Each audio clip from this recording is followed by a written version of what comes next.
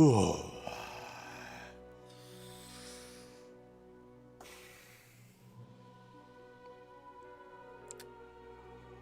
I slept terribly last night. Good God. This is going to be a day.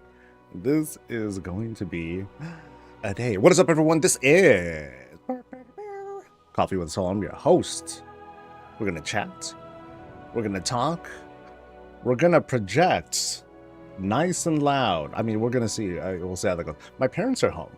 Hey, my parents are in town for the next month, and they will be subject to whatever noise I make, and they'll hear that stuff downstairs, and they'll be entertained, and we'll see what happens if they happen to, over the next month, if they happen to barge in, want to rant about something, call me by name, talk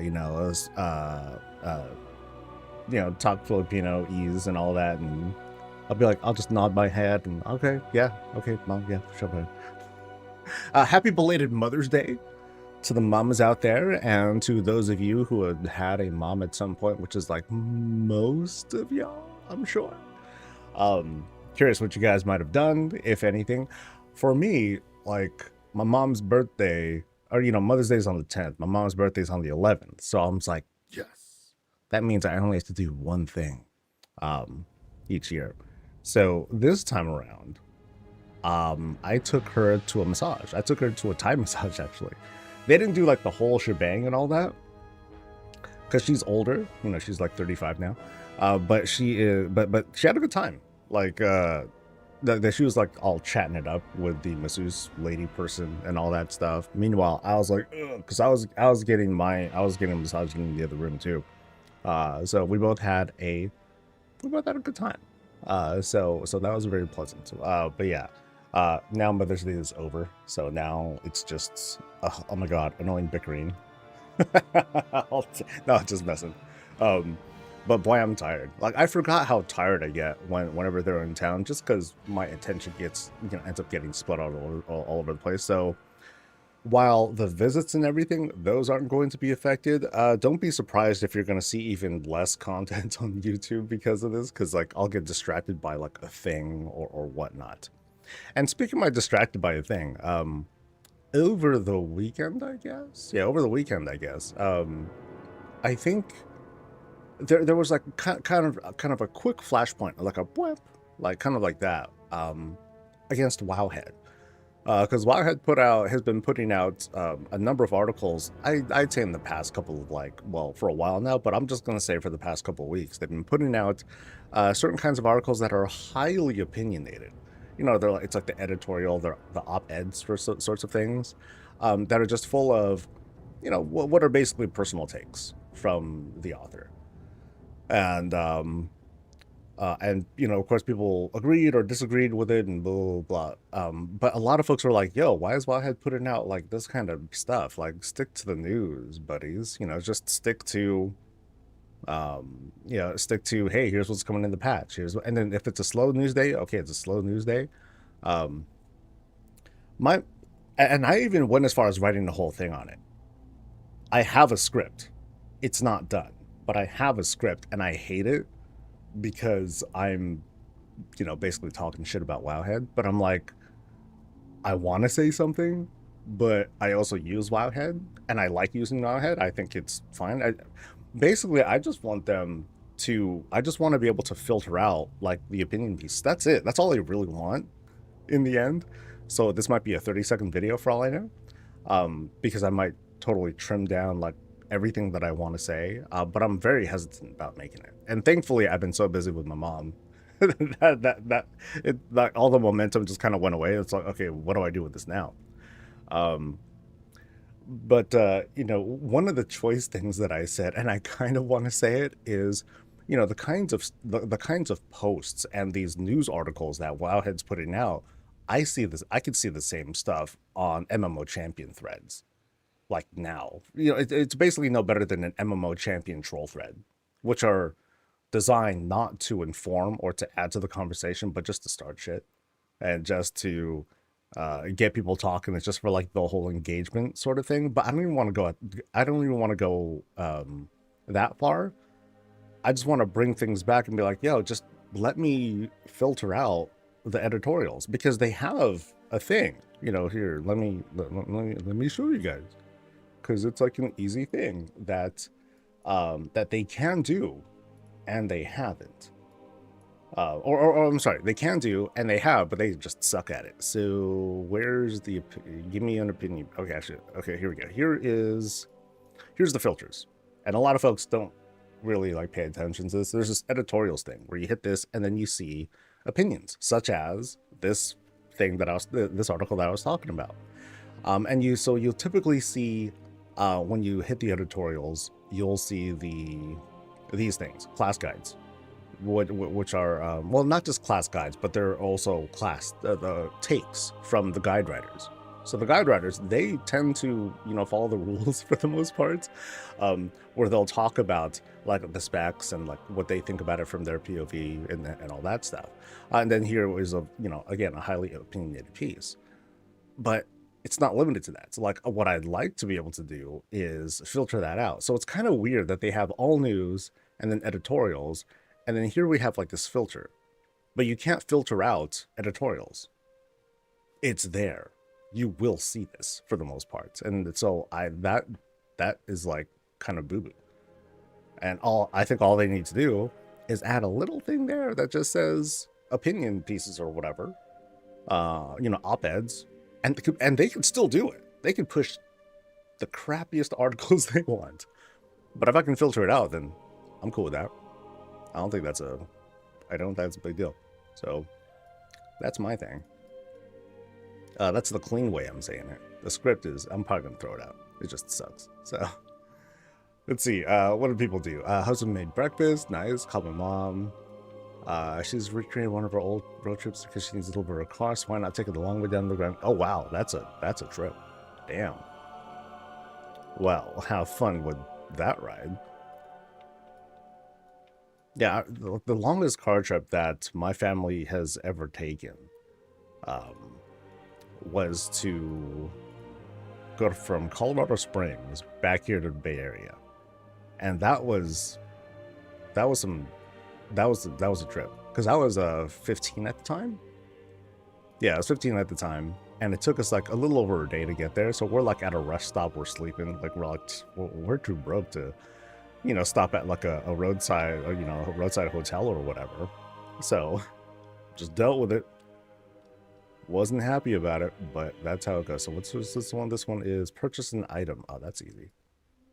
Oh, and then shouldn't there be a new Endeavor thing right now? I think there might be. Something Endeavors. Okay, so let me go home.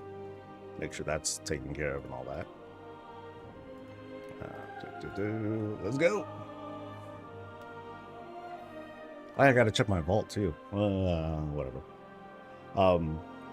Yesterday, actually, before I do that, let me say hi to people real quick. Right? Let's. Where's the thing? Somewhere around here. We'll find it. We'll find it.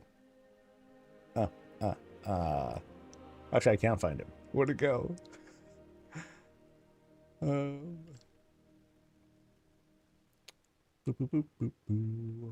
Yeah, I don't even see the start of my stream. All right, here we go. What is up to Huddle Jumper? You're the first one to say hi. Panda, nice try. About being first. Also, what is up to Darth and Boomer and Bearhole? What's up to Arcadis and Malvenue? What's up to Hazelnut? To Savitar and Triggered Scum and Bysky. Hello to Blywin and Rain and Arumus and Morgus and Misbehave and Slip in Hand and the rest of y'all. The beautiful digital smile on the face is going to be joining us throughout the day. Hope everyone is doing well. Like I said, you know, it was like Mother's Day and stuff happening this weekend. Hope you did something or other, if you had the opportunity, of course. And Endeavor person is you. All right, moment of truth. Okay, so which do we do? We have things that I don't care for.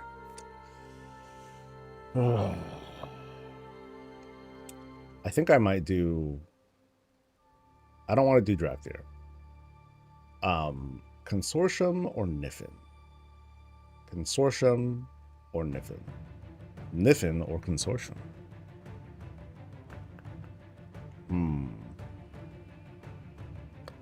We need some purple. Purple it is. We are now locked in, baby. Whoop. Oh, I want this. Well, hey, I want this as a decor, dude. Give me like a big old orb thing. That'd be sick. Yo. Yeah. Give me all that, dude. Alright, so... what stuff? Okay, I know I got my +1 for everything. So I got that stuff. But what would I be going for if I wanted to, like, get some extras? Like, some things have, like, neat effects. I don't think I care for the hookah. I've got a bunch of these, cake things. Cake, display cases? There you go. But I think that's it. I don't think there's anything else that I, really need to get. Except for, oh, there's, wait. Oh, dude, did I pick up the wrong crate this whole time? There's an empty crate. Oh, I picked up the tinted one. Oh, bugger. Well, oh, fuck it. I'm gonna just buy like 20 or 12. Yeah, sure, I'll buy 12. Damn. Oh, yeah, I don't have the thing. Okay. I gotta up the endeavor. Damn. I never realized that I got the wrong guy this whole time. Well, you know what? It's fine. It's fine. Tell me which one. Babe, maybe lunch. Maybe lunch. Let's table the breakfast thing. I'm actually good. I'm actually good. Please. I don't want to be in trouble. I don't know what I'd want anyway. Shoot. Yeah, because everything's big. It's yeah. Okay, how about this? How about this, babe? Instead of breakfast, I'll get a burrito. How about that? Because burritos are delicious. We're good? Yeah? Burrito? Burrito will make me happy.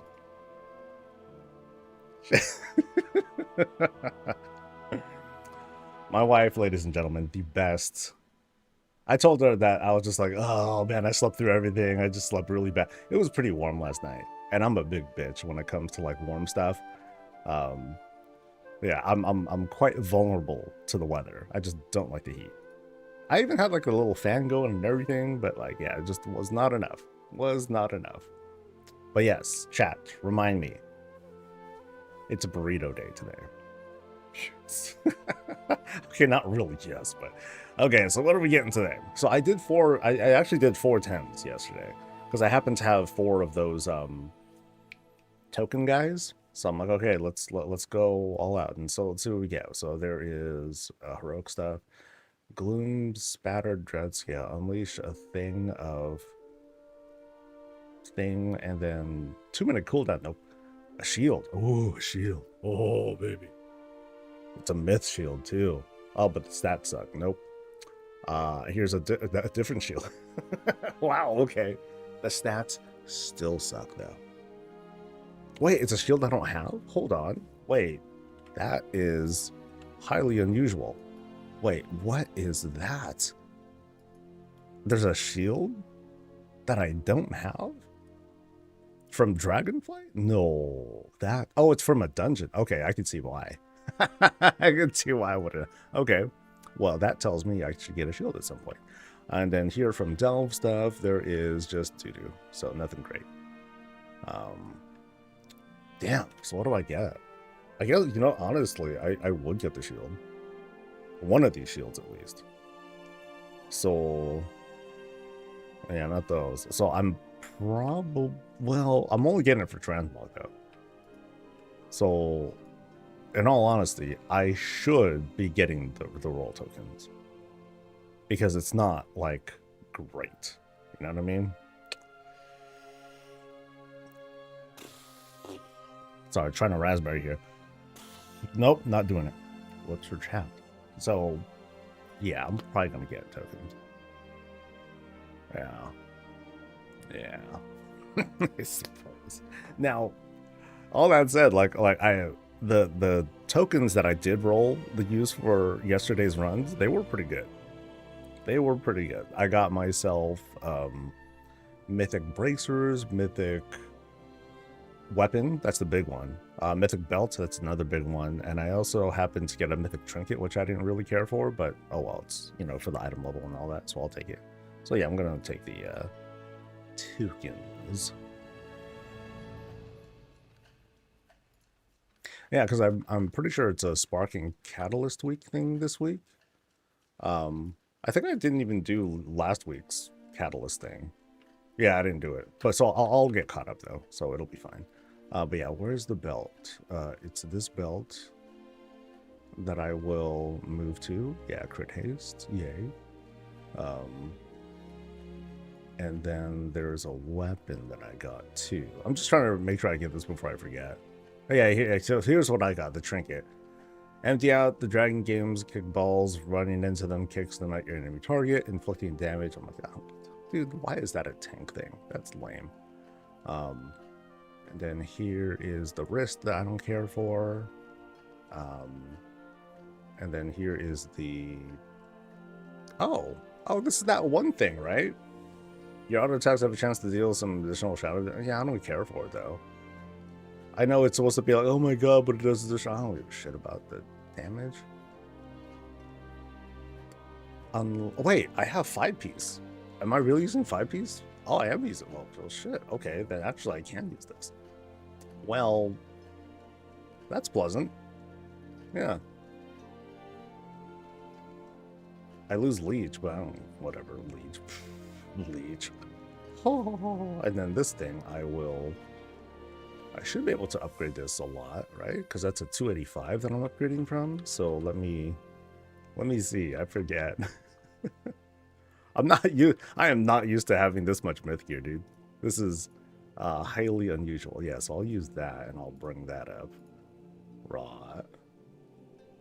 And then I'll take this thing and I'll take this thing at least one up. Okay. And then that, can I bring it? Do I get a freebie? No freebie there, no freebie there, or there. Oh, but I can bring this up. Yeah. All right. Cool. Yay.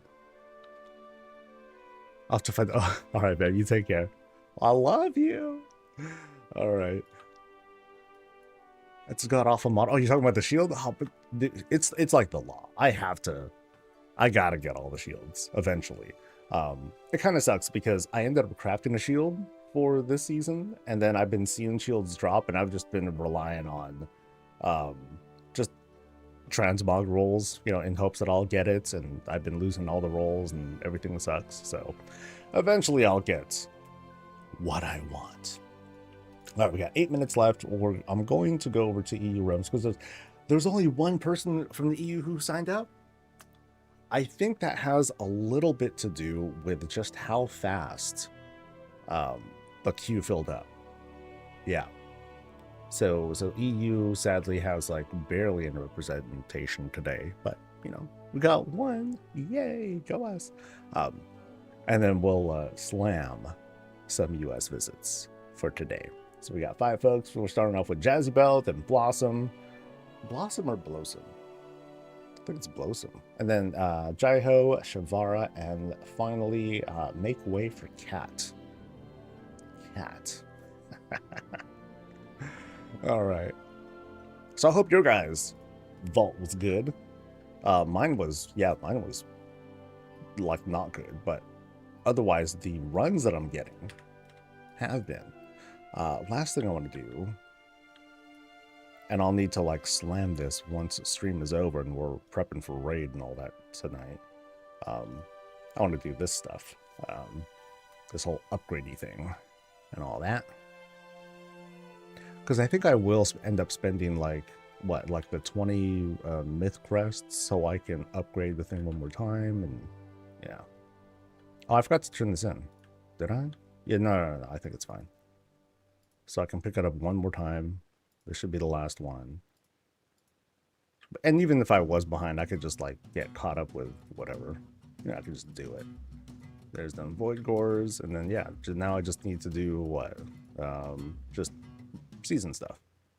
So I'll do 3 bountiful delves, and I should have some keys on me, right? Right. I'll have 3, whatever. I'll just buy some of the thing real quick. No big deal. Where's the teleport guy? This way. Kaisho, hey, what's up? Got myth boots. Nice. Gratsies.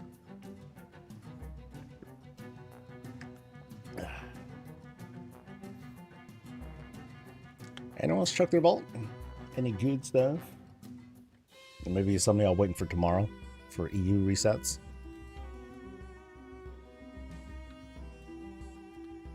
Alright, now, last thing I wanted to do is, yeah, because I think, according to like some Wowhead article I think I saw, they said you might be able to progress that whole hammer thing by doing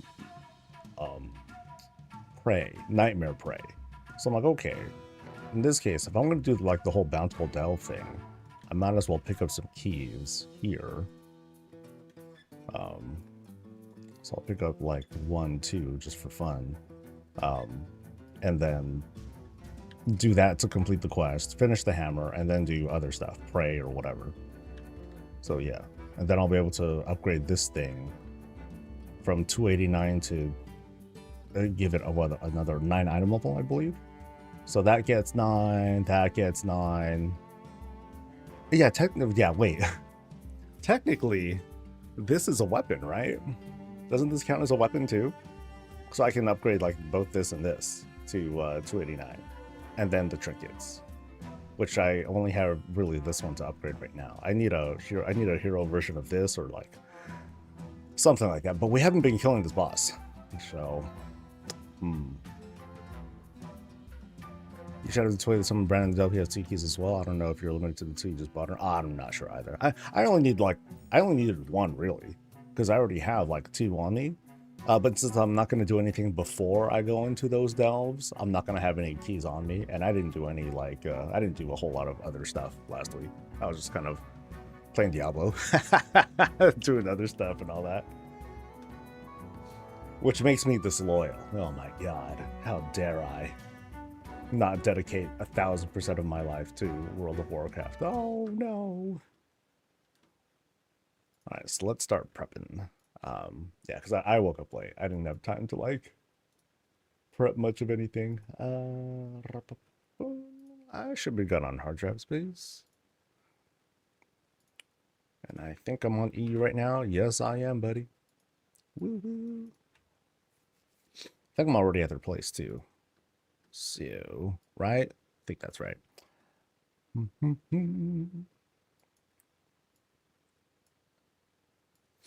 So, for those who might have forgotten, and I might forget too, every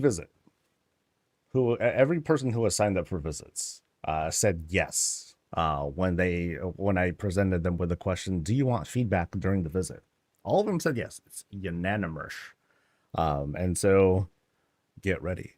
This is a whole beta thing, so I'm not quite sure exactly how I'm going to do this. I'm just going to kind of like wing it, and as I see things, sometimes I might say things, sometimes I might not, because if I am going to like give feedback on something, I want to try and at least give like a mostly complete thought. I'm not going to be like, oh, this thing kind of sucks, I don't know, but I don't know what it is. That does not feel valuable at all. I want to offer something for the designer to take away.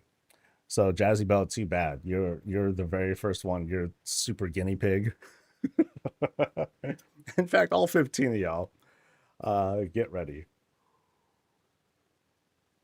We'll see how this goes over time. And the big thing is not just how other people react to it. If I'm not feeling it, I'm just gonna like cut this out. Because if I don't feel good doing it, I'm not gonna do it.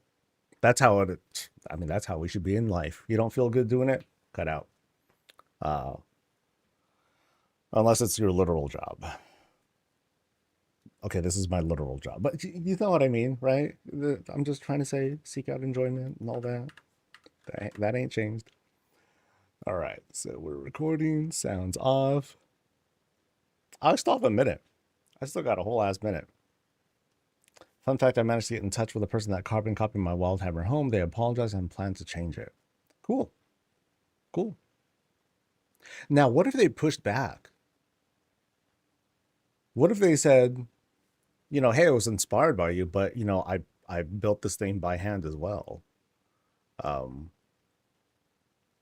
yeah, I feel like that's a very contentious area and something that I don't think we can really apply like carte blanche. I don't know if that's the right way to say it. I don't know if it applies universally. I mean, some people are not going to be happy if people like copy their style, or if it is like a well, actually, let me walk that back a bit. Even if it was like a carbon copy style, that they did, they still put it together. So we can't not acknowledge that they did it. So I don't know. It feels great. And then once copy paste comes in, then it's going to be this entire okay. Well, shoot, someone volunteered to share their code, so now it's just out there. You know, now everyone can pick up on that style if they wanted to. And man, I have a feeling that when copy paste comes in, um, we're going to see a lot of really cool layouts, and we're going to see a lot of shared layouts. Like all the little bits of personalization. We're not going to see that, but we're going to see some fantastic looking shaping of things. From the floors to like the way people do like the roofs and all that. We're going to see a lot of that being showcased. Um, when people want to share those because okay, I want to have it look like this. That'd be very cool. So it's a thing. It's a great area. People do get upset even if you're saying it was inspired. Yeah, it's tough. Um, and I guess the one getaway thing is that it's not like we're directly monetizing this. So here's a scenario where I can see it as a bit more black and white. Someone has a build, it's really awesome. They share it for the world. Someone picks it up and monetizes it. They put it in their store of stuff. Hey, here's like the best designs and blah blah blah. And the audience for that are basically suckers. People who otherwise can't find like that build anywhere else for some reason, but then someone just has the code and they sell them the code. Um, I can see someone getting I can see the original creator being tilted off of that. Because now there's money involved, and in the sense that it's like a direct thing. Um, oh well, that's a future problem though. Okay, so let's not worry about that so much. Ah, ah.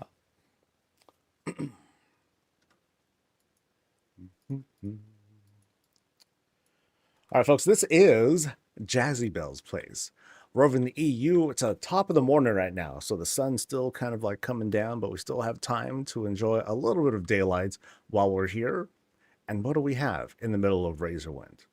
Oh, actually, we have a little neighborhood here. So I like this backdrop, actually. So here is, of course, their place, right? And here's like the shot. But what I like here is like the full shot that we have here because we have Blood of House and then Blood of House and then a little over there, Blood of House right there too. So it's a nice, like this has a nice settled look to it. This is a Blood of neighborhood. It's just kind of on the outskirts of Silvermoon or something like that. But someone wanted to make a fantastic creation of theirs. But of course, let's not take away from what they had put together. Now, I want to warn folks, and I'm probably going to warn folks for a little bit.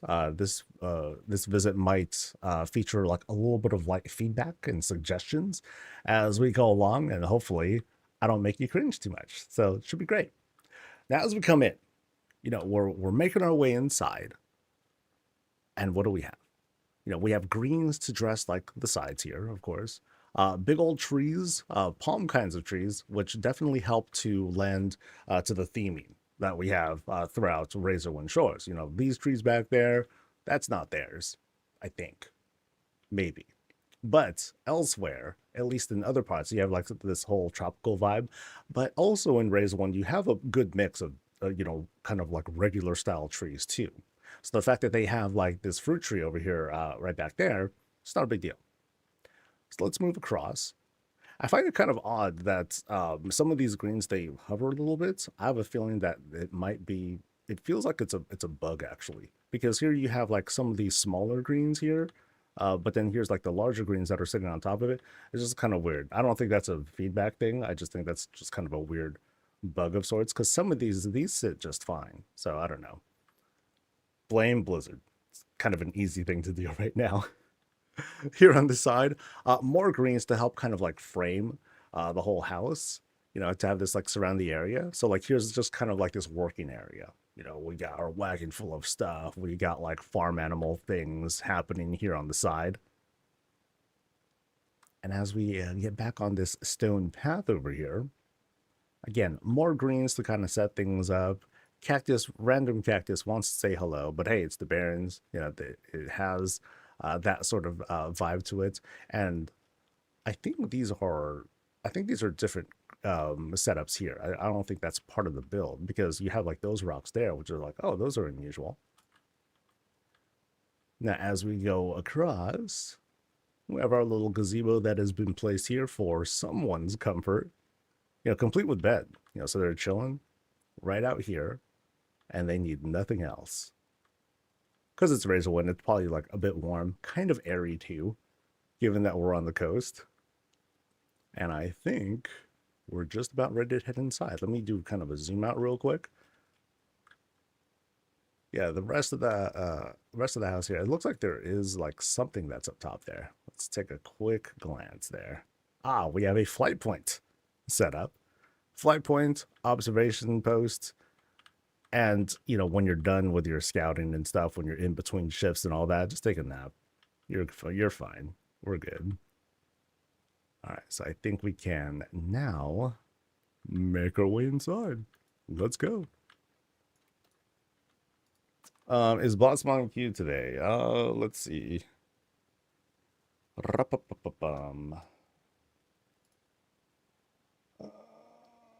Handy dandy picture says, yes, you're next, actually. Get ready. Excuse me. All right. Minnie, hey, what's up? All right.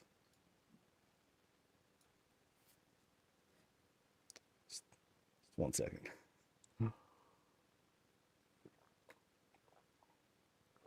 I might go ahead and make myself a second round during the stream, because that's how it is, man.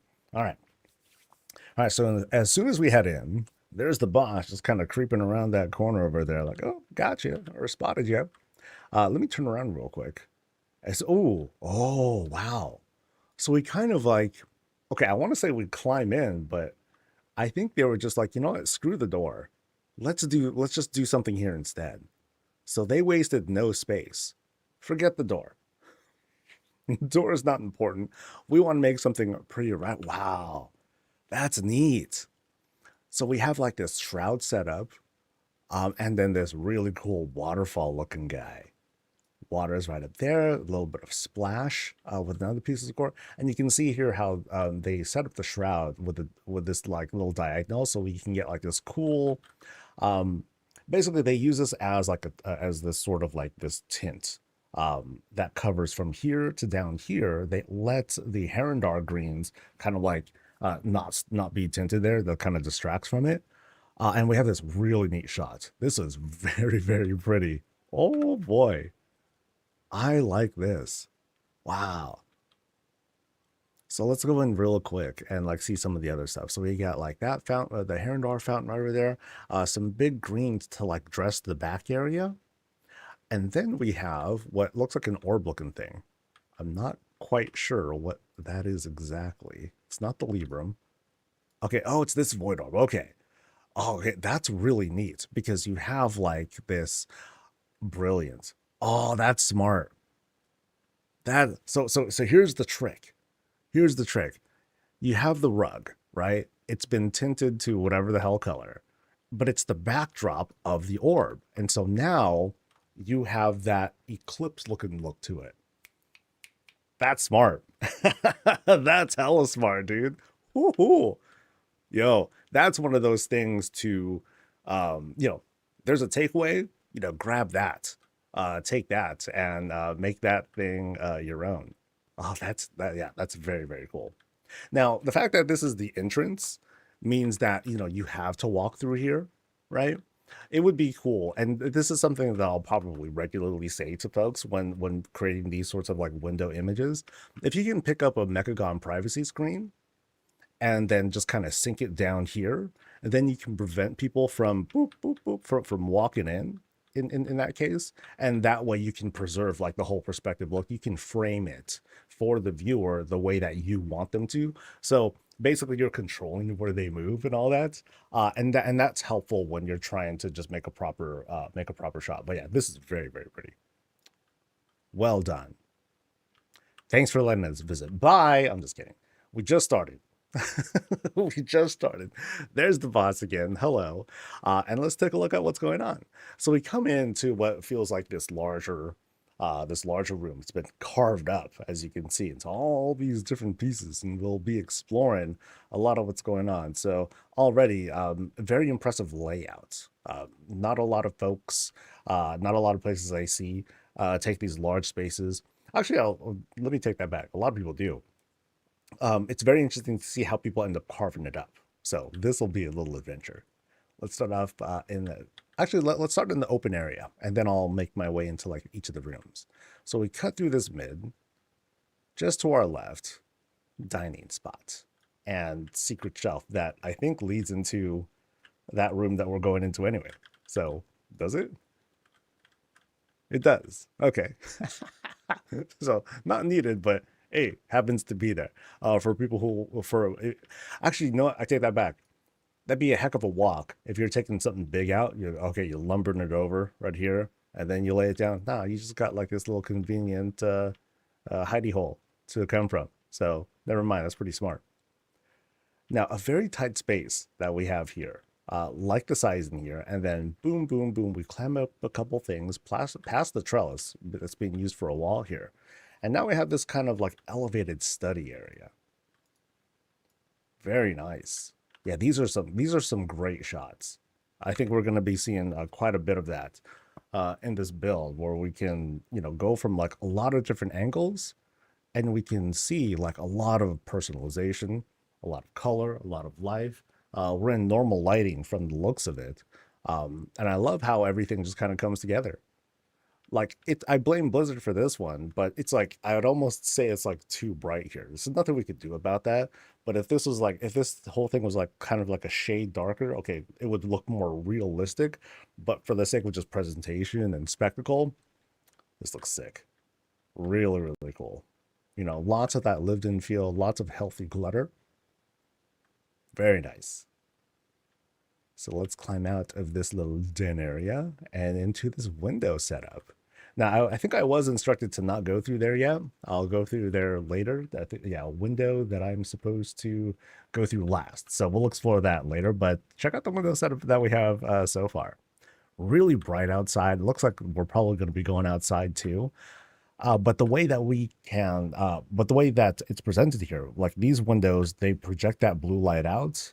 And then there's other light sources that have it come back in. So you can see like the glow. Actually, I believe this window has its own natural glow already, even when it's facing outside. So you'll always have like this little bit of a splashback, and you can see that it's a little bit blue there. So it's great for giving us that whole perspective look. Again, very liberal use of the trelli, as I sometimes call it. And then experimental flowers, my favorites too. As well as, ooh, wow. See, it's cool because if we look at this is a very small bit of real estate that we're seeing here, but lots of fine details. Like I said, we're seeing a lot of portraits throughout this place, and I think that's sick. Really, really pretty. Rocks bring us up to what looks like extra Oh gosh, what is that? I think that's some like consortium stuff that's being used to help give more of a light source back there. But it almost looks like there's like this perspective look. It looks like there's like distance there. Like it's not. I don't even think that's the intent, but it's just really pretty up there.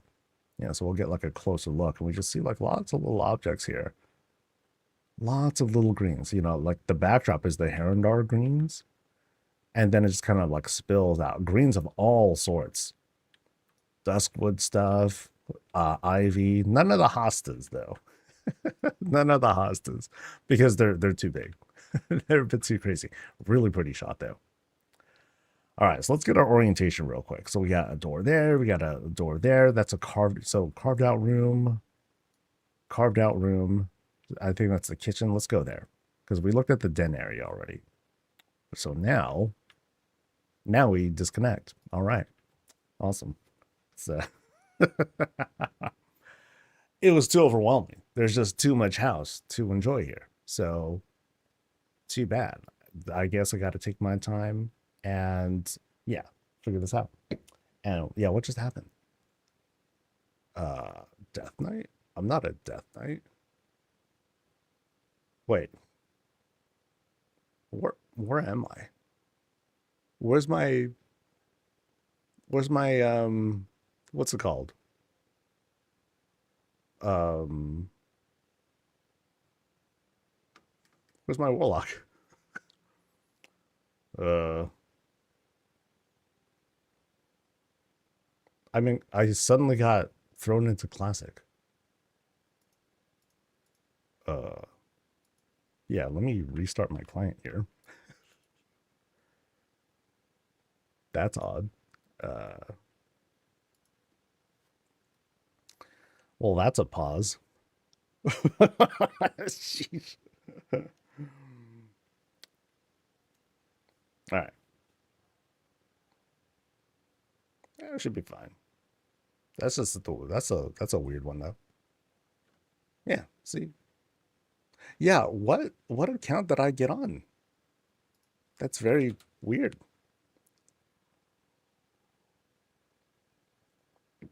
Soul Classics. I don't know what I remember that from. Oh well. All right, so let's check out the kitchen area. In we go. And what we're presented with, it's very clean looking but used kitchen. All right, so let's head over to the left side here. We got some food that's just about ready to go. We've got this massive fridge. It's like twice as tall as me. Short little undead guy. That's how it goes. Counter space, you can kind of see here, is being used with platforms. So lots of different styles that we've seen across our many visits. Here is one of them. Not the, you know, not obviously not like the worst or best or anything, but it's cool seeing like lots of different variations. Now across the spot, let's see, hanging stuff. We got some stuff that's being prepped, dishes being washed. So again, you know, it's fairly clean kitchen, but it has a very lived in sort of feel. Oh, they need to straighten that. No, I'm just kidding. That was very intentional. Yeah, very pretty. And then here we have like this interesting island setup. You know, we start off with the Frey World, Frey something table. Frey World table, yeah. And then somewhere there's a Librum. I saw that there's a Librum being displayed here somewhere. But where? Yeah, I'm not quite sure where the Librum is. Oh, there it is. Haha. Yeah, the Librum is very intrusive, by the way. It does a lot to it takes up a lot of real estate, even if you don't see it. Like here it is. That's how you would see the shots. So you gotta kind of look at it from a different angle. So it's a little bit hard to see there. But the intent is to have like this nice, like healthy glow coming out from well, basically a skylight. I'm not quite sure if they could. I know it would be a lot of work if they wanted to do a whole custom skylight. Like if they wanted to take, you know, a bunch of beam, and then have like this sort of like try to peek through. I think that would be kind of hard. But I think that would be a great way of having it come down without this feeling like it just kind of sticks out in this case. So again, I'm not quite sure how easy it would be to like get that thing and push it in. I think it would be pretty hard to do. But boy, I think there'd be a bit of payoff if they can pull off like that sort of angle. Because otherwise, this kitchen has no windows. I just want to point that out. My personal kitchen, like downstairs, that also has no windows. But in some cases, a lot of folks like having those added in. Here we have like this big old oven, and then oh, there's poop down there. Okay, not poop, but we do have a big old oven set up there. Yeah, still really pretty though. I was commenting on this here too. I think what's happening here, I think these are like just beams, and then this is a chandelier of sorts, right? Yes, a chandelier of sorts. And what you typically get when you use the chandeliers is that like it or not, you'll end up having the space be like really bright, like very white looking. And so sometimes that's a challenge that you don't need to overcome necessarily. But like, I don't know if I can like turn these lights off or not. It's hard to tell. I'll just leave it alone though. I think it's fine. But sometimes I think it's like kind of a challenge because whenever you use the chandeliers for that, you end up having like more light sources than you think you want to have, and sometimes you might want to do something about it. Cookies. Oh, nice. Stool cookies, which sounds gross, but they are stool cookies of the blueberry sorts. They just need a like, I think those things were just being stubborn. They decided to stick out. Here we have immediate bathroom as well. So, I mean, as soon as you walk in, you have an opportunity to do your number one, your number twos. You got actually it's a full bath, complete with company. Sorry, buddy, didn't mean to peep there. But yeah, I don't know if that's a urinal or not. Definitely a choice when putting those in next to each other. But hey, that works too. Some crazy trims are being used with these benches. I don't know if something else would be a better idea or not. Lots of different things can be used for trims, like the sides of tables and things like that. This happens to be like the top of a bench. But then you end up having like to contend with like these little things that like stick out, and that is a child hazard. So, otherwise, though, sorry, dude. So we have him on his surfboard. Dude, that's a surfboard. Yeah. I don't know. Yeah, you can't correct me on that. That's totally a surfboard. But then they can like clean up and they're good to go. Really bright in here. See, the bathroom has a window. Kitchen, nah, not so much. Bathroom, yes, because you gotta let that thing out. All right. Oh, one other thing to admire here as well. So this is, you notice how this is all a raised area. You have like these two giant platforms. They've been super big, and you can kind of tell right there. But then you have like the little, the rising right up here to help support that. So you have like these little curved platforms right there to help out. I think that's a nice little touch. All right, so I think we can go this way now, and then we still have like that window that will go outside of a little bit later. So now things open up. All right. Let me take a peek up real quick though. So we got a single stairwell room. There you go. We got a single stairwell room, just one. So we'll see what's going on upstairs. And again, we have like these kind of like portrait pieces that are being set up. Now, what's curious is that this fireplace, it's not pushed against the wall. So then we have like this nice like this sort of like back glow backlight sort of thing going on. So it's helping to brighten up like that space, and it doesn't exactly bounce back, but visually it does, and it just looks very pretty. Happens to be a bed here too, so maybe someone can sleep here or just nap here or whatnot. But kind of a relaxing spot where people can also have like the fancy meal. So we got two. Okay, curious. We got two kinds of dining tables. We got that one, and then we got the fancier, schmancier one. So it's like that's for like regular eats. This is when you have like the guests over. Maybe they'll like take these shrouds and like cover that up. It's like, oh, you don't see that. That's like our normal everyday stuff. Here we're pulling out like the fine, the fine china and all that. Right here on the spot. Place to sit, chill, imbibe on chems and other fun stuff. Let's see.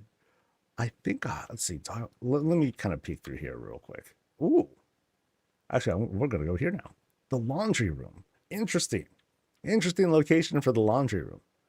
And then we also have like this really pretty like setup outside. Oh, how? Okay, what is going on here? We have, oh, a lot of things going on here, but we just have like this fantastic like mix of colors. So we start off with like what I believe is part of a shroud back there. There's a moon, which I don't know if I can identify from here because the net gets in the way. Personal thing from me, I'm not fond of the nets. I think they, they're there. They help to tell the story of, hey, guess what, guys? This is a window. But I think I prefer like an open window because it just kind of distracts from what is otherwise a very pretty shot back here. And also I can't mouse over and like identify everything. So I can't cheat. But it looks like we have rugs and different shrouds that are helping to like create the horizon back there. There's like this, there's like the, one of the Legion maps are back there as well. Trees and probably some light sources somewhere. I can't quite tell where, but things to help brighten things up. But yeah, lots of like poppy colors. But yeah, back here to the laundry room. Really neat. I forget what this piece is. That's right. The bottom of a bottle is what that thing is. But yeah, this very cool Kit Bash washer dryer setup. Miss Murgle right there is there helping out. Things that don't belong in there, they're just being hung out to dry. Very tight space for laundry stuff. Oh, and when you're waiting, you can kind of grab your book, do your thing, read while stuff is running. Sick.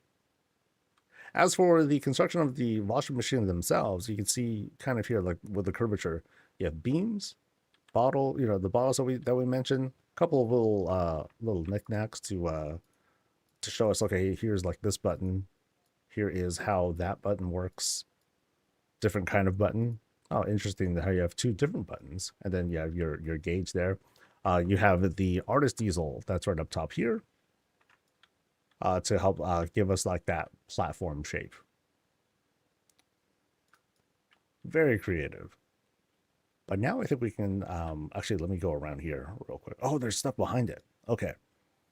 So that's going to be a thing to explore. We're going to go upstairs. We'll make a choice. We'll check out what's going on upstairs. Oh, the third gnome? Oh, that's right. Yeah. So they hid gnomes in certain places. We'll see if we can discover them. I try my best to like keep an eye out for them, but I definitely miss them. I'm distracted by like too much house, too much room. And unfortunately I'll miss like some of those like really small details because I'm too busy looking at, oh my god, look at how they did the colors and how this pops. But anyway, we're climbing up. Low grade climb. Because this is an empty stairwell room. They did this all, they made this climb themselves. We get up top here. And is that lighting? Oh yeah, okay. So there's like this little really tiny lantern that's helping to make the light pop over there. Here, though, we have a much bigger contrast. It's not night in here, but the glow from this candelabra is just like so intense that it definitely has, the ability to kind of give it off as if it's like nighttime wherever it's not being lit the same way, Flower box on the side to kind of illustrate there, and then we fall and we get hurt really bad. I know sometimes budget just doesn't let us like add more. Oh, there's like actually some balcony stuff around that side too. But yeah, sometimes depending on budget, like it's like I can't put safety rails everywhere. Nice big opening there, inviting us in. Let's take a look, and then things warm up. Now we have like the blood elf red up above us. If we get to the bed area, oh, and there's the boss chilling with Miss Murgle, with their puppy. They got big snacks. Yo, dude, that's a lot of cheese. Are you sure? You sure we're gonna have all that cheese in one sitting? Absolutely. It's their place, their rules. I can't really say anything about it. Nice backdrop with the rug, along with using the table here as like the headboard for the Nixie head. Very nice. And then I think this is what, like one of them Suramar tables, I believe, that's back there that's holding up all these objects right up here. Again, with the kind of like the lived-in feel, a little bit of clutter, double rug, you know, to give a little bit more texture. All right, let's see what is through here though, past the random eggy. Oh, that's pleasant. Wow, these gnomes are freaks. So straight up, these gnomes are like, yeah, get it. Okay, so is this their thing? Is it their thing to do, or maybe they just help facilitate? You know, it's all good. I ain't gonna judge. All right, so let's come our way down. Now I did see that up there. Can I make my way back there? Or is that just a here, I'm gonna kind of like oh no, that's right, because we're going this way now. Yes. So we are going to explore. So I think this is another stairwell room. Nope, I was wrong. But there's a stairwell room on the other end. So now all of a sudden, you know, we start off with a house, but now we got this whole palace vibe going on. You know, we're going in, we're flanked by statues. Here's an ode to the dead. But check this out. Check out what's going on with this table work here. I think these are tables and crates, right? So here's a table, right? And then here is a crate. Really neat. That's pretty creative. You know, all of these tables and crates meticulously put in to create these patterns. Clip it all the way down as far as you can. Just leave some of these exposed. And now you have like this sort of pattern that you can set up and use to trace along these floors on either end. You have this whole symmetrical look to it to like fill out space. Does a really good job of it too.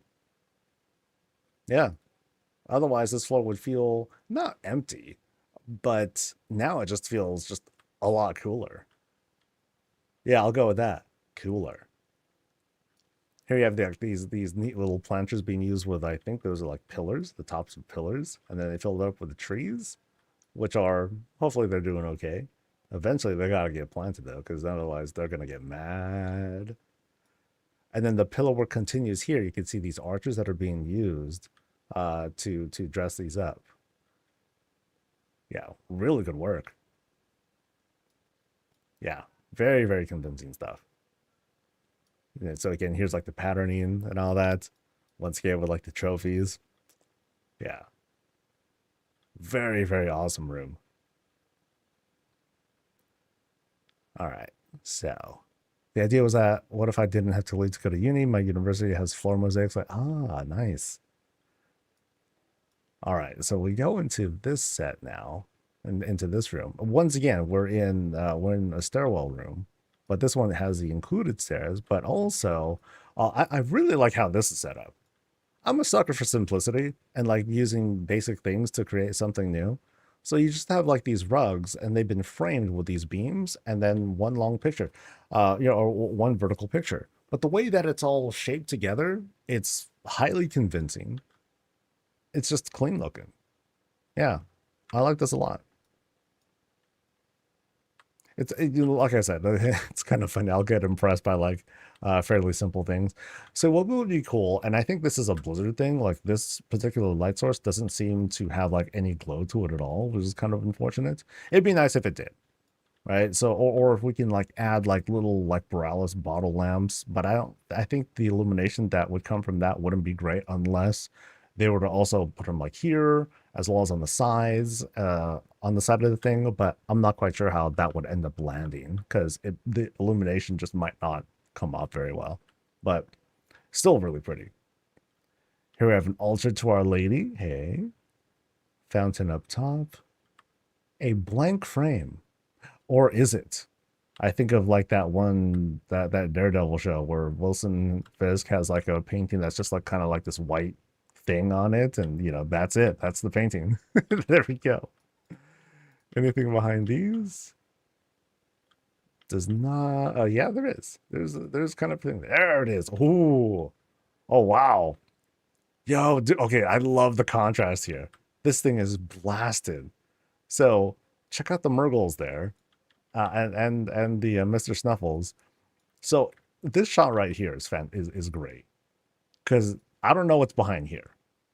I don't know. It might be a TV. It could be, something like that. I'm gonna guess it's a TV, but it has that look to it, right? It's like you open it up, kid. Ooh, they better not be watching TV. You open the thing, and they're like, they all got caught. So really pretty set. Yeah, big old TV. What are they watching? They're watching the Afterlives thing. Yeah, they're watching the Afterlives cinematic because I guess that's their favorite cinematic of all time. So we have like the canvas painting, plus I think like that rug from um that promotional rug. Here. Oh wait, these are like, oh, that's the back of the rug. Huh? Is that the back of the rug or is it? Shoot, it might be.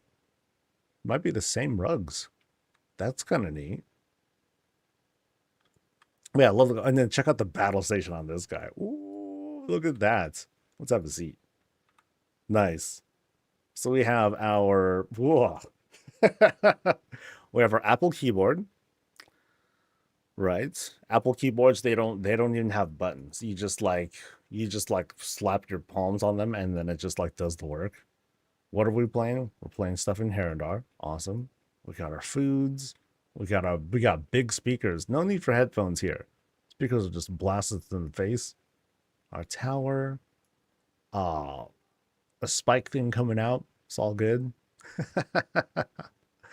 Overhead lighting. Yeah, so now you see like all these different colors dancing together because you have all these different light sources and it just makes for like this very, very pretty looking color. Nice. Really nice. We have little pillow rolls for like the mouse, the speaker heads and all that. Sick. I, lo- I love I love that look. I love this look right here. Um it'd be hard to pull off. Um because I'm not quite sure like exactly how the lighting works, but there are certain kinds of light sources that have a flickering effect to it, right? This build won't really allow it because there's like no space here. Or maybe if it was like down here, then you can get the whole flickering effect. And so when you come in, it'll have that boom boom boom. That is as if the TV's like as if the TV's actually like running. That'd be kind of cool. Oh yeah. Very neat. Very, very neat setup there. All right, so let's do the climb. Going up. Lots of use of lighting in this build. Fantastic. Lighting is a challenge too. But in this case, I think they're doing like a great job of setting it up. So like here's an example of like really subtle lighting. Like this lamp here. It happens to produce light. It doesn't really produce its own like obvious glowing texture to it, but you can see here's where the light's bouncing off on. It's a lot more obvious, right? So if I were, can I turn this off? I don't think I can even turn that off. This I can turn off, I think. Okay, no, I can't turn it off. Okay, so those are always on lights. But you can see here how you can see the lighting like kind of bounce off and sort of back to us. Anyway, we're at the top of the stairwell room, but they also have like another room there. Right along here behind the shroud, we have, okay, there's the boss again. Let's just climb up, I guess. Oh, it's a lecture spot. And who are we giving a lecture to?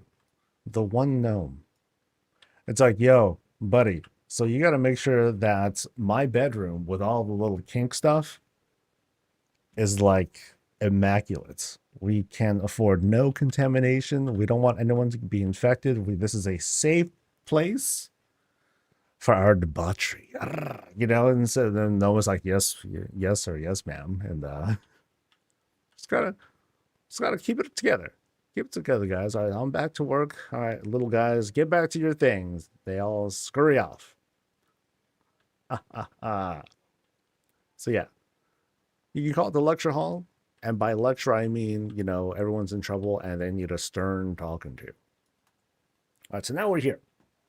First thing I'm noticing is the immediate warning light that's in here. It's almost like I broke into a vault or something. Uh, but it does appear to be like kind of like a trove of hidden texts and forbidden things that I should have no business coming in for. And here's where we connect. I was talking about this earlier. I was like back there at that room. I was like, oh, what's back here? And here it is. This kind of like forbidden library kind of setup. Very cool. Was there any secret thing? No, no. This looks like it is. No, actually, this is just set up walls. Yeah. So if there is a secret, I can't find it. No, I think they just made this kind of narrow spot. Probably. Let me do one more pass. Yeah, because I don't think I saw anything here. All right. I don't think I can go through that. Yeah, there's a net there that's preventing us from doing that. I think we're ready to retreat back. And then someone was asking about like the lighting, like the blue light in the secret room. So let's talk about that just real quick. As soon as I find it again. Here it is. So the blue lights, where does that, I think, here, let me turn this off. Okay, not that. So some of it might be coming from the purple. I think, I'm not quite sure what this projects. I think it does produce light to a certain extent, but there might be something back here too that I just can't see. It's the drain eye lights. Ah, it's in the floor. Got it. Yeah, yeah, yeah. So like I said, like those flickering sconces, yeah, you can kind of see here. It's a little hard to tell, right? So notice the Mr. Snuffles. You can see if there's a light here, you can see it bouncing off like the bottom of the body. And here with the Miss Murgle, you can see it bounce like off of her chin and all that, but you don't quite see it bounce off the top of the head. You know, so it's being presented as such where you have like the light source here, it's being blasted in this perspective. So it's just stuff that's sunken down there. Yeah. Neat. So again, you know, Places is really makes really good use of the lighting effects. All right, so now we're retreating back, and now we're gonna see what's outside. How bright is it out here? It looks super bright out here, dude. All right, so whoop, whoop, whoop. All right, fantastic greenhouse, and yeah, we are in fact outside. And again, keep in mind that, you know, one, we have like the glows here coming from this window, but there is a glow that comes from all the windows in a 360 kind of fashion. There's like multiple kinds of lighting that comes from these windows. So that's why whenever you have like these greenhouses, even if all the lights are pointed outwards, you know, you end up having a really bright space. So it gives the illusion, hello gnome, it gives the illusion of light bouncing back. It's not really, but it's being produced. And so now we have like really, really, you know, almost washed out shots like these where you just have like these really bright spaces. You know, every angle is being lit, as you can see here, except below. So if they did it below, then it'd be like, oh man, no, this is insane. But yeah, we have like this sort of like setup here. Yeah, hugely lived in feel. Lots of like plant clutter. It's like the best kind of mess. Yeah, the detail here is crazy. From little tables to, of course, all the greens, tool setups and all that. And like little things too. You know, have like your little bit of you know, your little condiments, not condiments, like hand soap and all that. Oh wow. And then we still got to go outside. We step out and we can see like the kind of, we see the illusion being set up here. Lots of greens, hostas, trees and everything. And we enter this park area. Ooh, pretty. We enter this kind of park area with, okay, with one place to sit. They made their own little like swing kind of thing. Even that had like a lot of work too. Oh, actually, wait. Oh, that's cool. The way that this trellis is set up, I guess it has like these natural branches that you can kind of attach. And it's like, yeah, it's a swing. You sure? Yeah, whatever. That's a neat trick. Oh, they're also using the tops of trellises to help kind of fence things off. So it's not like they lined it up perfectly around. They just like have it placed kind of strategically. I think that's very, very smart. Oh, let's see what's under this Herondar gazebo kind of guy here. What do we have? Like, not exactly work. It's all rest, though. All rest. We climb in here, get all oh, wow. What a neat. So the glow here, it's giving us this whole illusion of like, light just like dumping on this corner here. It's not. It's just like the glow that's doing it. Um, but it makes for a very cool shot. Yeah, I like that. You can't sleep in that, but it's still very, very pretty. And you can see how like these greens are like super lit up with help from the windows here. And then a rainbow is back there. They were talking about something about like finding a rainbow and then climbing something or whatnot. And then there's like a gnome. Hello. Oh, that's cool. They just like layered that thing, and now it's like this whole 3D shape. So I don't know. Maybe the intended shot is like this right here with the boss. Boop. So there you go. Now you're in it. Oh, there's treasure at the end of the rainbow, as in the gnome.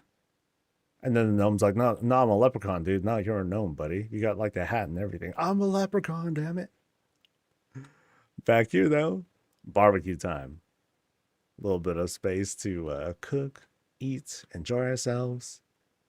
And then they mention, oh, they're spoiling me. Okay, so there is a climb to be done up here. Let's give this a whirl. Oh, so we're here, and then I think I can maybe boop up here. And all right, so I'll be okay, there's a spot to kind of sit. No, not kind of sit. But we do have this neat little thing where you can see just how crazy my character gets lit up when I'm standing on top of these windows. I mean, I'm undead too, so it's like this'll like kill me, right? All right, so I think we're gonna make our way to the top of that. So let's do that. Boop. And we go up here and ta-da! A place to chill and stare very intently at that book. He's staring so hard at it because he doesn't have eyeballs. He can't read, so kind of sad actually. But anyway, let me try to zoom out here. Oh no. Okay, that didn't work. That didn't quite work. But yeah, that's kind of neat. They set up like this whole. Oh, actually, there's additional stuff. So I think they set up like little perches here to like sit on. And I think I saw like oh yeah, so here's another one. If you want to just have, if you had like a whole crew of dudes who are sitting down up here, you can have like a nice little album cover. Someone sitting up there, over here, and like some other places. Yeah, see, and you have this neat shot. Awesome. Let me do the zoom out over here. I'll stand here and then let me pan out some so everyone can see the whole construction of the spots. You can see again trees all around, a couple of trellises here and there to help close out the space. We're coming in from a greenhouse, so at least from this POV, very convincing. The illusion is all set up. And then, okay, this looks really cool too. When you're coming in, oh man, that place is busy. I can't really see anything from outside, but as soon as you like open that door, walk in, just like boom. Now this would be a great thing to like walk into as well. Yeah, very, very nice. Have we seen everything? Have we seen everything? Because boy, we were in this build for a while. There's a lot of details here. So thank you so much for letting us visit your place.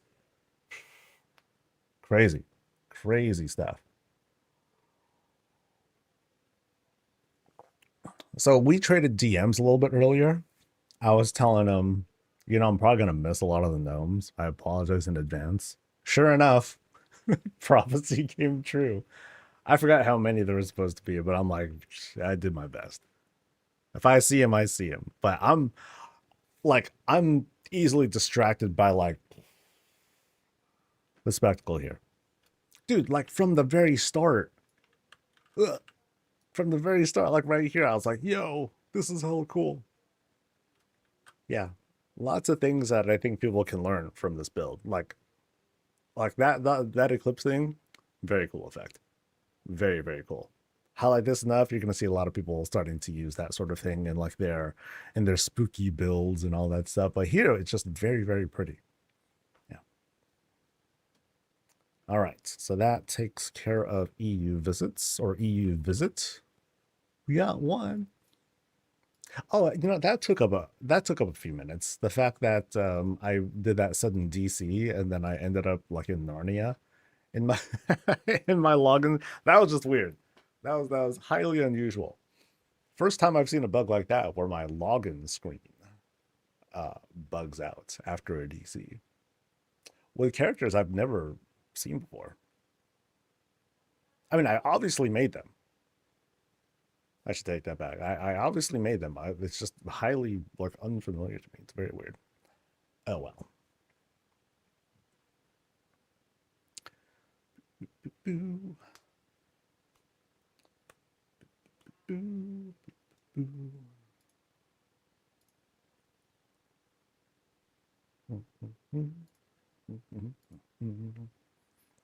All right, we're going to Blossom's place next. Actually, we're going to wait 10 minutes. Yeah, we're going to wait 10 minutes. That way I can open up the queue and then people can start piling on in. I'll probably let people know too, like, yo, like the queue filled up fast. So like I think a lot of people who wanted to sign up, they didn't get their chance. Check the view out the window inside the oven. Make sure you see the kitchen and living room before you progress upwards. All right, then you'll reach a T. Do we need to be in a group for this?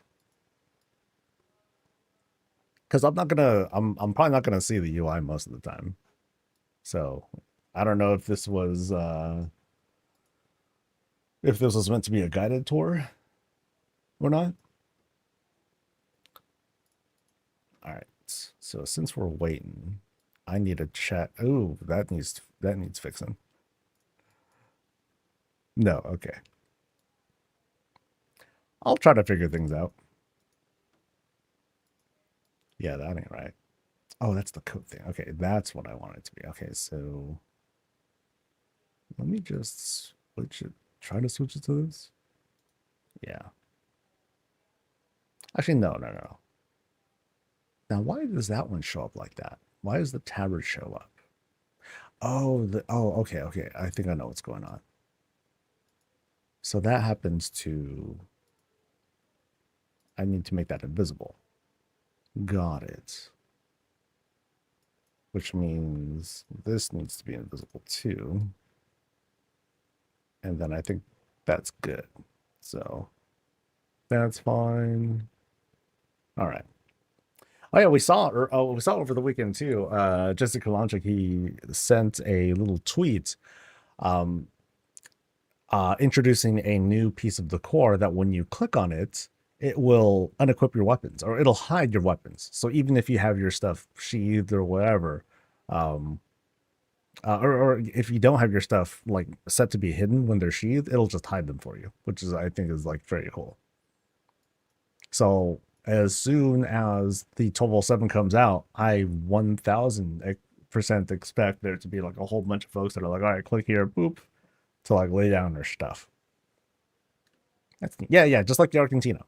Yeah, when people saw that, people were like, yo, dude, it's got to be in housing. Why is it not in housing? So it's just kind of that. So that's how long it takes. It takes about 4 months for people to respond to that sort of feedback, or for them to implement something. Do you think they'll add transmog decor? Yes. It's just a question of when, and two questions: when, and why isn't it now? Okay, third question would be why isn't it like why wasn't it a thing like way earlier? So I have a feeling. So think of it like this though. Um, Imagine them adding transmog to core. Okay, but we only have like so much budget to work with, right? And there's only so much of the storage to work with. Because like, what if I did want to hang like 1,000 weapons or something like that, and then it takes up like that many slots, and so then we would have like this different sort of problem. So I have a feeling that the way they're gonna do it is, we'll have like a weapon rack, and then we would choose to like hang weapons. I prefer to have like this really, really, really tiny nubbin as the weapon rack, and that I can choose the weapon so that it gives the illusion as if it's just the weapon that's hovering. I want that. Um, I basically want weapons and armor or whatever to like hang on their own. I think that'd be cool. So I'm always thinking on what items to have transmog on my home or interior or weapon or offhand that matches. Yeah, I just want like a whole bunch. So it'll be cool to take like those dummies, like target dummies, and then dress them up, like mannequins or whatnot, or like take those statues that we have, like the big blood elf statues, and then just put like big old weapons on them. We can makeshift some stuff on them right now if we wanted to, but I think it'd be a lot of fun. So even like a really basic rack, like what you see in like some of the order halls where all you see is like head and shoulders. Like it's not ideal, but it'd be a start. But ideally, like what I really, really want is these dummies. I want these dummies, and I want to be able to like freeze them in the pose of my wishing, which I doubt that they'll let us do. There's all sorts of weird things we could do with that. But yeah, I would definitely want to have like basically these guys, and then I could just do like stupid poses with them. A lot of folks will like blow money for that. Now, of course, I don't want just humans. I would want dummies of like every shape because I want my race, I want my gender to be represented. So, yeah. I want shoes under the bed, sweaters on the table chair, dresses on the rack. That'd be cool. Yeah. I mean, people have made shoes, right? But I know people want their actual like gear. They want to display like these shoes and like this coat and that sort of stuff. So now the small problem with or the small thing with that is yeah, you can have like this chest, this coat like hanging, but how will it actually look, right? Because this coat, I can't just take out the coat and then boom, there's the coat. Like this thing is an entire one piece thing. Like this coat, these pants, and the bottom of this coat, they all come they all come as one thing. So you can't exactly create the illusion of, oh, it's just hanging off of a hanger or something like that. It's just not going to look right. Um, we're kind of like stuck with how it looks. And then of course, what if I want the torn version of these clothes, or the torn female version of these clothes? Uh, you know, that's like the scope of, hey, I just want to show like my armor and stuff. There's a lot of work that goes into it, I'm sure. And while I would love, of course, to have it be a thing at launch, having to have waited like, well, okay, I don't know when it's going to come actually. um, Having to wait, X length of time, um, I would rather have this. I'd rather play with housing now and then bitch over wanting like more features than to have waited like half an expansion for it. So we have clothing shown on a rack by the vendors that shows the whole outfit. I mean, that applies for some outfits, but like, how do you show like tier 6 gear and all that stuff that looks a certain way? Some of it just won't look right. But yeah, I'd say having something like this is a good way to do it. Then I can have like this. Then I can have a whole bunch of dudes doing goofy poses. That'd be fun. Did I finish the thing already? I guess I did. Yay, I'm all done. Right? Boop, boop, boop, boop, boop. Yay. Nice and easy. Think they can come up with something? I mean, if they can come up with something they can immediately apply to all the stuff that they ever made, cool. I'm just saying it would be shaped kind of funny. Right? Like you can have the hat like sitting there, but it's not going to have the illusion of it like drooping down. You can have like the clothes that are sitting there, but it's not going to look flat. And I'm not sure if we're talking about the same thing anymore. We need something called Ascendant Void Shard. We need 5 of them to make it into a Void Core. Yeah, yeah. So you just do season content for it. That's it. Do stuff, you're good. Oh, 10 o'clock hits. Yay. Let me double check for news real quick. And nope. Oh, play midnight for a classic anniversary edition flame. Okay, that's cute. But no. So I'm going to open up the queue, but I'm also going to post it as well. Mostly for the EU folks. So I'm like, oh, I feel bad for you guys. Shucks. So 577. Boop. All right, queue's open. Yay! Have fun, guys.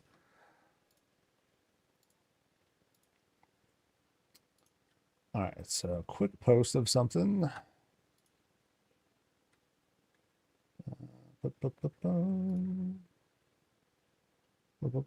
Oh, we've got a lot of people are respond. Okay, so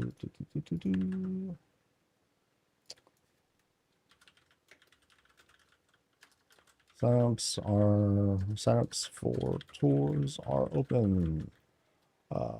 Last week, only one person from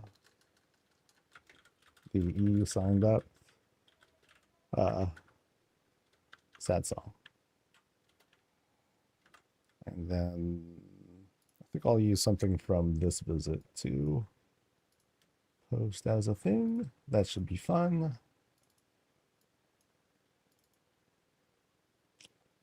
Let's see. Let's go with, okay, I'm going to go with the first shot. As in this shot there. Very pretty. All right.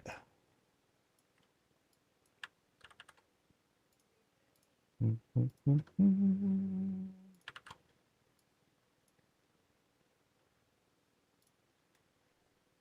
right, cool. All right, let's head over to Blossom's place.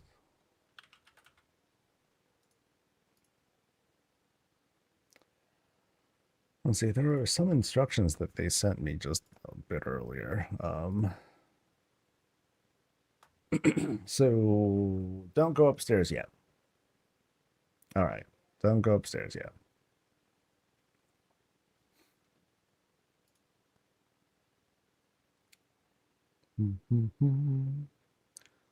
Shows are awesome wall decos or city decos. I'll to use one as a sign for an inn or a grave. Dude, I want to use it as the house. So do you want this to be a guided tour? Because the vibe will be the vibe will be all you if you want to make this a guided tour. Otherwise, I'll do it in my style. I'll leave it up to you. This is your place.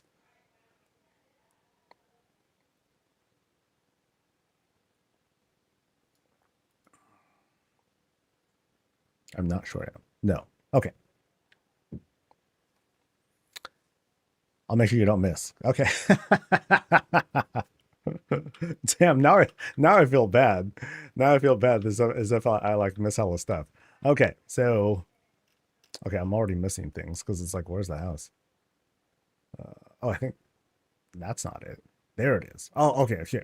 Totally backwards. Oh, we finally get to look at the thing. Oh, nice. Okay. Anyway, we're good. We're good. This over here is Blossom's place. We're over at Razorwind, and couple things are happening here. So one, this is actually the first place that we're seeing that's using the shop skin. So this is my first time looking at it. We'll see what's going on. And I remember when I was first talking about this, I was like, oh, let's see what people actually do with this thing. And here's what they did. They made a face. They made this into like a giant treant, ancient of houses, something like that. Complete with like eyeballs. We got teethuses right up there. We'll take a closer look, but I first want to like kind of like see what's going on here because we're seeing a number of objects. We're seeing like some greens. We see the paving stones. We see one of the little one of those premium like ponds plus waterfall setups, fountains, if you want to call it that, around the side. Surrounding it, not surrounding it, we just have the greens up front. Here we get an idea of how this skin sits on its own in the sand, which is like it's whatever. It's a living tree apparently, so you can do what you want. Down here is the entrance to the place. Yes, that is the entrance to the place. But now let's climb up. And I think they added these moonstones here as well for like some additional effects. So they added like more trees here too. You can kind of see that there. Like here's like the skin for the tree, and then here's an acacia. So as we go up, I want to see how this is all set up. So it has this sort of like rundown-ish kind of look. You know, a little bit of a lived-in feel. Little greens down here. You know, so it is pretty looking. And then here is like just this kind of, oh, okay, so we have an interior as well. So we have this platform to like lay down stuff if we wanted to. Nothing's up here. We have this interior spot that can be used. So it has like this kind of vibe that it's like, hey, you can like make this into like a good bit of an outdoor experience. It's just kind of like pre-built. So you have like these 3 levels. So we're at the top level now, I think. This is surrounded by like the trees. Again, like the trees here are put in. This tree though is part of the build, or is part of the skin. Bit of a difference there. And then we reach the top. Okay. So budget, unfortunately, probably limits our ability to like fill this place out and make it look, you know, a little bit more personable. But they did do stuff with the outside. So here, let's take a closer look at the face that was set up here. So it's somewhere around here. There it is. All right. So right into the dude's teeth. So here we have like some Herondor stuff right there, along with What? Oh, no, those eggs. Those are eggies. Little grass mustache thing, coffin teeths. This is really neat. This actually works out really well. So you have like so here's like a different tree that's working as like the bridge of the nose right there. And otherwise you have like these larger trees. Like here are like the acacias that I mentioned. They're like somewhere down there. They're like somewhere here in the middle. And they help to create like the rounded part of the eyeballs, including more of like the hair of sorts. That's pretty cool. And like when we were in here, there was like some clip that we saw, but it's nothing that's like super intrusive and stuff. But it's clear that the design is to be more of like this visual spectacle from the outside and not so much with adding details on the inside. Of course, with more budget, we'd be able to do it. But we don't have more budget, at least not yet. You know, we'll get like a house of this level, we'll get 100 more budget when the time comes. So that's going to be in just a few short months. So yeah, not a bad spot.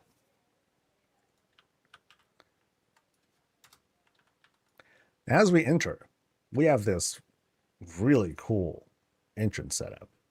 You know, we go into this large room, but the way that the minimal lights, aside from like what's down here, it has like this cool nighttime vibe without really changing the lighting itself. I don't think there's any changes here. But I love how these glows ends up coming together. So let's turn around real quick. Ooh, we get spaced in. We're ported in right through the dark portal plus the Niffin arch. And as we come in here, you know, notice here, you know, platform, we're crossing over to like this sort of river setup. Oh, wow. So they have Oh gosh, is this I forget, like a aspirant fountain or something like that? Um, let me see if I can find it. Okay, so this is the Magistrix Garden Fountain. So they just have like a whole bunch of these actually. There and there, and or it's just been like super embiggened. Yeah. So like you can kind of see like the water that's falling down here. That's the top of it, and then here's the bottom of it. That's cool. That's really cool. And they have it like here and on the other side as well. Yeah, and I think the clips are kind of like coming together. So that way you have like this really so that you can preserve this animated effect throughout the spot. And then again, low roof, uh, and they're hiding it right up top there. So then you have like this sort of spot. And there's the boss. Hey. Yeah, so this looks really cool. Very cool shot. Damn, people are creative with this stuff, man. This is crazy. So we're invited to go, looks like left, right, and center. Yeah, we got 3 choices to make. I know what choice I'll make, but first let's continue admiring this room. So we continue to have like the use of this fountain here is like the big structure right there. That's just kind of like popping in. Something like this would be like a little bit hard to hide. Like maybe if the tree was a little bit bigger, then it would be easier to hide. But this is me taking a lot of effort to finding the illusion too. So anyone who's just coming in here, oh man, it's just like such a visual spectacle, right? And then here we have like one last go at it. So like here's the fountain again. It almost looks like it's just part of the tree or whatnot. And I don't know if there's anything above us that might be problematic, but that would be like kind of the solution. Like if they can hide it with like more tree stuff, then that would work out. But what they did do is sick. Yeah, I love the animated feel to it. Yeah. So I'm pretty sure we're going left. Yep, we're going left. Into the purple door. And first off, ooh, pretty. So again, like the lights are like really, really prominent. And it's because these windows. One elven window after another with these very subtle tone changes. So we have like this really nice complement to create this, this Dranathus lights. It doesn't really produce much light at all. It barely produces any purple lights. It's really the blue light that's just blasting this room. You can kind of see, let me try to back up a little bit. Like here, you can sort of see the contrast, where it's not as lit over here and it's just blasting us right down here. And then we can do, oh no, that's not a warn device. So here we have, this kind of steady place where we definitely have enough lighting to see. Absolutely. In fact, it's too bright for this person to like see anything. But notice how filled out the room is. Oops. Things are like skinned, rugs, ceilings, walls, purple rugs of different sorts, dyed different, dyed a little bit differently. Here we have what I believe is like this little baby elevation, just like boop. As we reach the bed, one nice big bed, very fancy backboard, the kind of backboard that's like, okay, you're sleeping and everything, but boy, good luck, because this thing's like screaming at you. These things are flashing at you too. But thankfully, it doesn't actually produce light, so we're fine. Haha. Yeah, great clutter. Great little bit of mini clutter. And just overall, like this very filled out, lived in theme. That's sick. Oh, I think is this a tent? I think we're under a big tent too. Yeah, we are, because there's the framing of it, right? The top of it is somewhere there, and then they just use like the part of the skin here to fill the rest of that out. And you can see how this helps to tighten up the whole room. But they acknowledge that too, because you have like that painting there and it's being tilted just enough. Yeah, well done. Very, very well done. Awesome centerpieces. They weren't kidding about this room being purple. Actually, let me leave that open so I don't forget. All right, so that spot looks to be just maybe a dead end. We'll see. Kind of the smoke room. So I feel the illusion of being outside. We got this huge bee. Yo, this thing is, dude, big as my torso. So a true wild monster is roaming the land. This is the sentinel. So don't mess with them. You will get shanked really hard. That's a cute bee though. That's neat. I like that. Yeah, cool outdoor vibe. Let's try to have a seat. Yep, we can in fact have a seat. Yay. Have a smoke. Enjoy some tea. Oh, and check this out. This cool flowery setup right up here. Now these lights are a lot more subtle. You know, notice how it's not blasting us like those other windows, those elven windows that we saw. Yeah, so we don't get a whole lot of glow there at all, which works out because it helps to just kind of bring out like the whole flower. It's like boom, sunburst.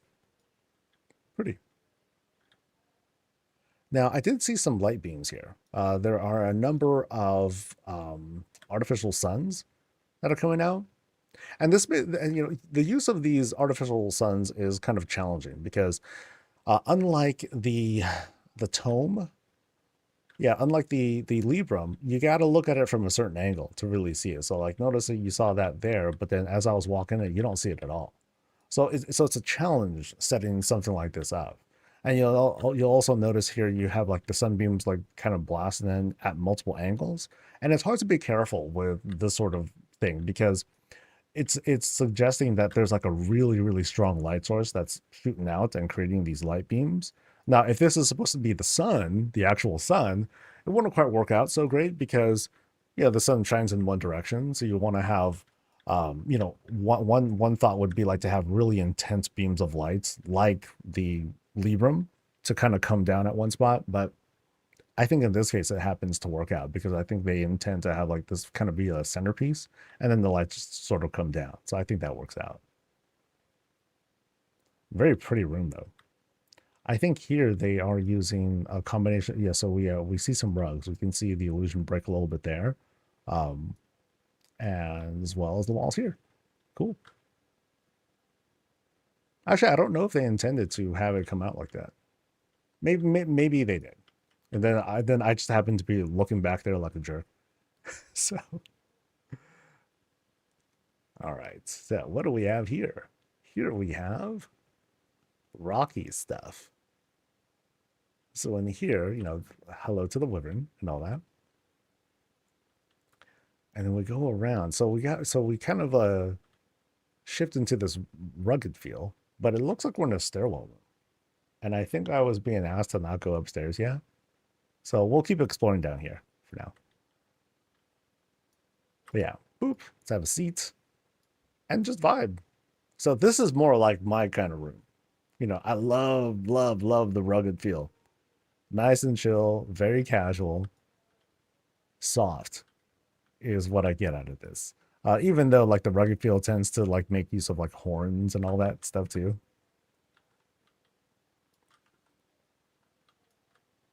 And then, yeah, so that is that's the climb. So I guess I'm not going to go there yet.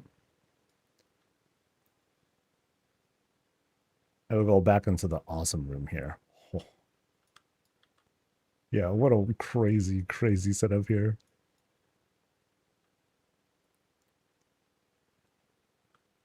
All right, so in we go. Boop. Oh. All right, very spacious kitchen and eating spots with a view too.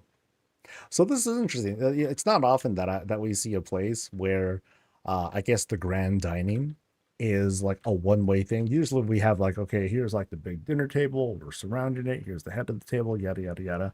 But instead, what's being presented here is like a shot like this, where we're all sitting in this one spot, looking in the same direction, and then outside we have this sort of perspective shot. You know, train is going. I think I saw the sun, right? Sorry. Oh, there we go. Actually, oh no, it's a cloud. There we go. Yeah, it's supposed to be a cloud. Sorry about the weird camera work right now. Um, it's only a little hard to see because the window frames they're like super big, which I know you can't really like do too much about. But yeah, cool illusion that's being set here. I think the intent is to just like have a shot like this to have that sort of like this ambient feel. I'm pretty convinced. That's really cool. And as for the kitchen itself, kind of neat. You have like this whole natural back wall there. And let's take a look at some of the kit fashion here. So once again, we're seeing platforms being used as like the countertop. We also kind of like shift to like the beam sort of setup here. I don't know if they wanted to like keep like some sort of like consistency or something like that, but it looks like they just wanted to like sort of change things up.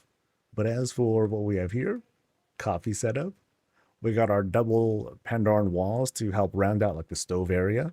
Plus, oh damn, buddy.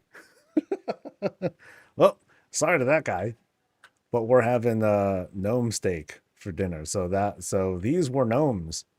Yeah, gnomish legs. Maybe the I don't know. Okay, a side of lobster, but one of the main courses, gnomes with bread and cheese and other fixins. Here we got our sink set up. Oh, with a very extensive drain. Ooh, look at that. That looks highly industrial. I actually like that look. That comes off like really well. Got our back window slash mirror and our fridge. Yay. All right. So this was the kitchen area for the most part. Oh, so we have a natural look back here as well as this corner over here. Hostas all around. One of my favorites. One of my favorite greens that are out there. All right. So now I think we're ready to return to that place with the climb. So we're going to, we were there,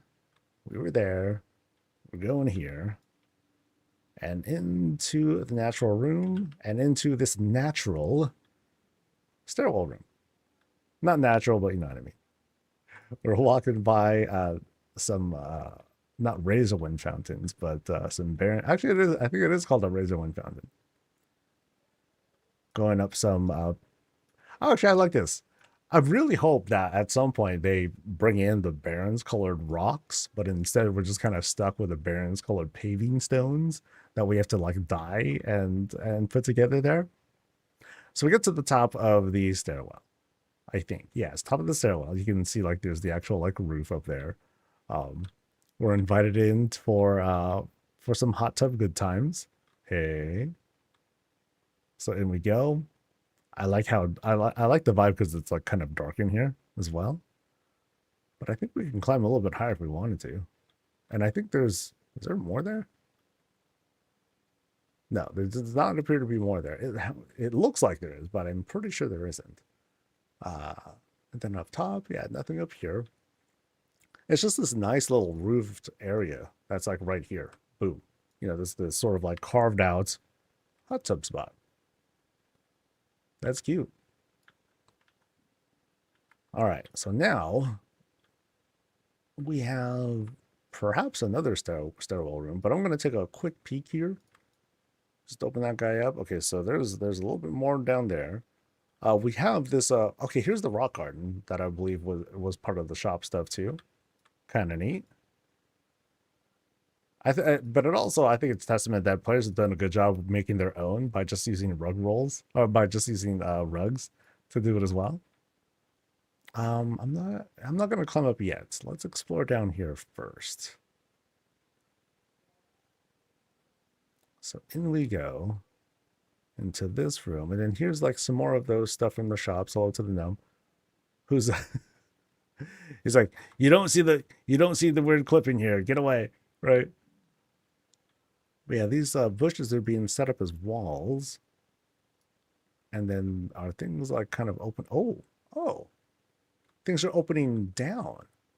And oh wow, holy moly! Okay, so boom, we end up dropping down into the water. Wow, what just happened? Ooh, that's pretty. Oh, that's neat. Oh, I gotta get a good shot of this, dude. Okay, so here we have this really grand waterfall setup. Oh, that's sick. So from the looks of it, we have like these drapes being used. And so they need to like hide the crown of those drapes to make them come out. But yeah, you can kind of see like where it kind of shoots out there. But then you have like all these water effects coming down. Like it's this whole kind of like painting of sorts. I don't know if it's meant to be a perspective sort of thing, but it's just this really grand design, because it's using like these multiple floors. Here you have like the big waterfalls. Here on the sides, you can see the horizon. And it's kind of a perspective look. So we're gonna climb up, but first, let's take a deep breath and and take a look at all of the pieces that help to bring all this together. So at the bottom, you have your fountain setups. I don't know exactly what, I think these are like just trellises. No, these are from the shop. So you have like the fishies that are down there too. And we're climbing up like these special paving stones. And looks like we go up these stairs up here. And I'm pretty sure we're meant to climb. I think I saw the boss doing their climb a little bit earlier. Yep, there they are. Hi. And then, oh, what is this over here? Here we have, okay, something suddenly spooky. So again, it's like this really cool. Oh, that's really pretty. So it almost looks like the sun's about to explode over there. But well, I really like how this comes off. Really pretty. Yeah, really cool use of like the lighting effects and the contrast there. And then notice how it just kind of spills upwards because of like all these intense glows. And then you have like other sunbeams that are just like coming out, just blasting out. Here on the other side, and then off to the spooky spot, which I'm not entirely sure how that spooky spot where it fits. But again, I think this is just meant to be like a sort of like sculpture kind of thing. We're not in, what is supposed to be like these places that we can't get to. How to get the bird? You can use any number of things, but in this case, these look like rugs that are just like clipped in certain ways that you get like just like a small little crescent angle right there. So that's one rug, and then that's another rug right there. Here, let's click on this. So okay, I can't click past the sun, but those are most likely rugs. Yeah, really neat. It's neat because it's also a simple shape that's meant to, let our imagination take over the rest. Can I climb this too? Okay, nice. I can keep climbing. I can keep climbing. So here, now we can kind of like get a bit of a closer look here. So you can kind of see there how it's sort of coming out there, but it's still viewable from like every angle, which is quite neat. So we're like way above the spooky spot. And then there again is, maybe that's meant to be kind of like the ocean or something like that. Maybe it's meant to be like the ocean, but it's being lit by the sun somehow. So we continue the climb. I'm totally gonna fall at some point. There's the boss again. I made it up top here. Yay! So you'll notice like the darkness here. This is being set up with the Razor One fountain. So I mentioned this a number of times. Big space saver. You can use these like large objects to cover up a big area. You can see where the area does not cover everywhere. That's hard to tell though. Or this part for me at least, it'd be really annoying. I'm not going to knock no one for this. For not hiding that part. I mean, they did here, but not here because it's just like it just shows how even if you tried, it'd be a pain in the butt, and you got to spend 5 whole budget just to cover that one spot. Forget it, you know. So when setting something like this up, those are sometimes the challenges you face. So now we're going through this other viney spot. So we're totally climbing through like this whole Herondar sort of thing and into what looks, oh wow. Oh, that's neat. I'm gonna stop right here because I think this is the shot. This is how they intend it for it to look, I think. That's neat. Oh, that's the clouds are super artsy looking. I dig that a lot. That's so cool. That's really, really neat. I'm gonna nitpick just a tiny bit. Like here works great. This is awesome because you're using just a few shapes here. On this spot, I think it would help to bring in some of the clouds just a little bit so it looks like these larger pieces. I'm just pointing out how this is using fewer pieces than this part here. Because we're trying the way I'm looking at it, we're trying to use simple shapes to create like these large things. That's kind of the sort of artsy style that's going on here. So that would be it. But I love this shot. Fluffy, there you go. It looks fluffy. This one looks fluffier. That's all. But yeah, really neat setup. And all we have here, Gilman walls over and over and over again. Let me back up some. And we see them in different orientations. So you'll notice like they're the different sizes, of course. You see the walls that are front facing. You also see them how they're turned around. So we just see like the side of them. And those are being used to like, frame the door. But they're also being used as like little tower kinds of things too. Shaping this sort of tower structure with that angle, which I'm sure is like, that's a bit of work to do. And also like towers up top here. And then they emphasize that by putting some windows there. Boom, tower done. Nice and easy. So yeah, really cool. Really cool setup there. As for what's out here though, we just have more razor wind fountains that are helping round this out. Again, big pieces. What's unfortunate about them is that they're not completely flat. So even if you try to like hide this clip, it's just going to show up elsewhere, and that's hugely frustrating. But I mean, there's nothing you can really do about that. But I think the intended shot is to just like come out here. So as a tip that I send that I tell pretty often, some privacy screens here, if they can afford the budget to like prevent folks from coming out, so that way they can see like, okay, this is the shot that I want people to look at, that'll work out too. Yeah, neat, really neat. I think there was a room that I skipped, wasn't there? Like I went here first, and I think there was another spot that I was able to go to. I'm gonna kind of make my way down now. Whoop. Actually, I think I dropped down. I think it was like from here. So I can climb up on my own. I think. Yeah, I can climb back up. So here I am. Running back, running back. Can I go in the door? Oh, that's right. I didn't even go in the door. Let's go in.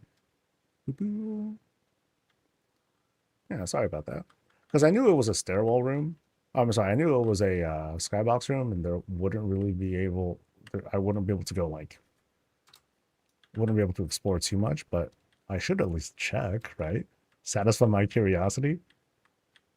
All right, so I had an easier time walking up than running up. So let's go. Something, your princess is in another castle. Nope, we're going into, there is a little bit more. Oh, look at that. So we are kind of inside. Oh, okay, I like this. This has the total vibe of us being in like a sort of like cloud land because of this texture that we're in here. I think that's really smart. That's really, really good.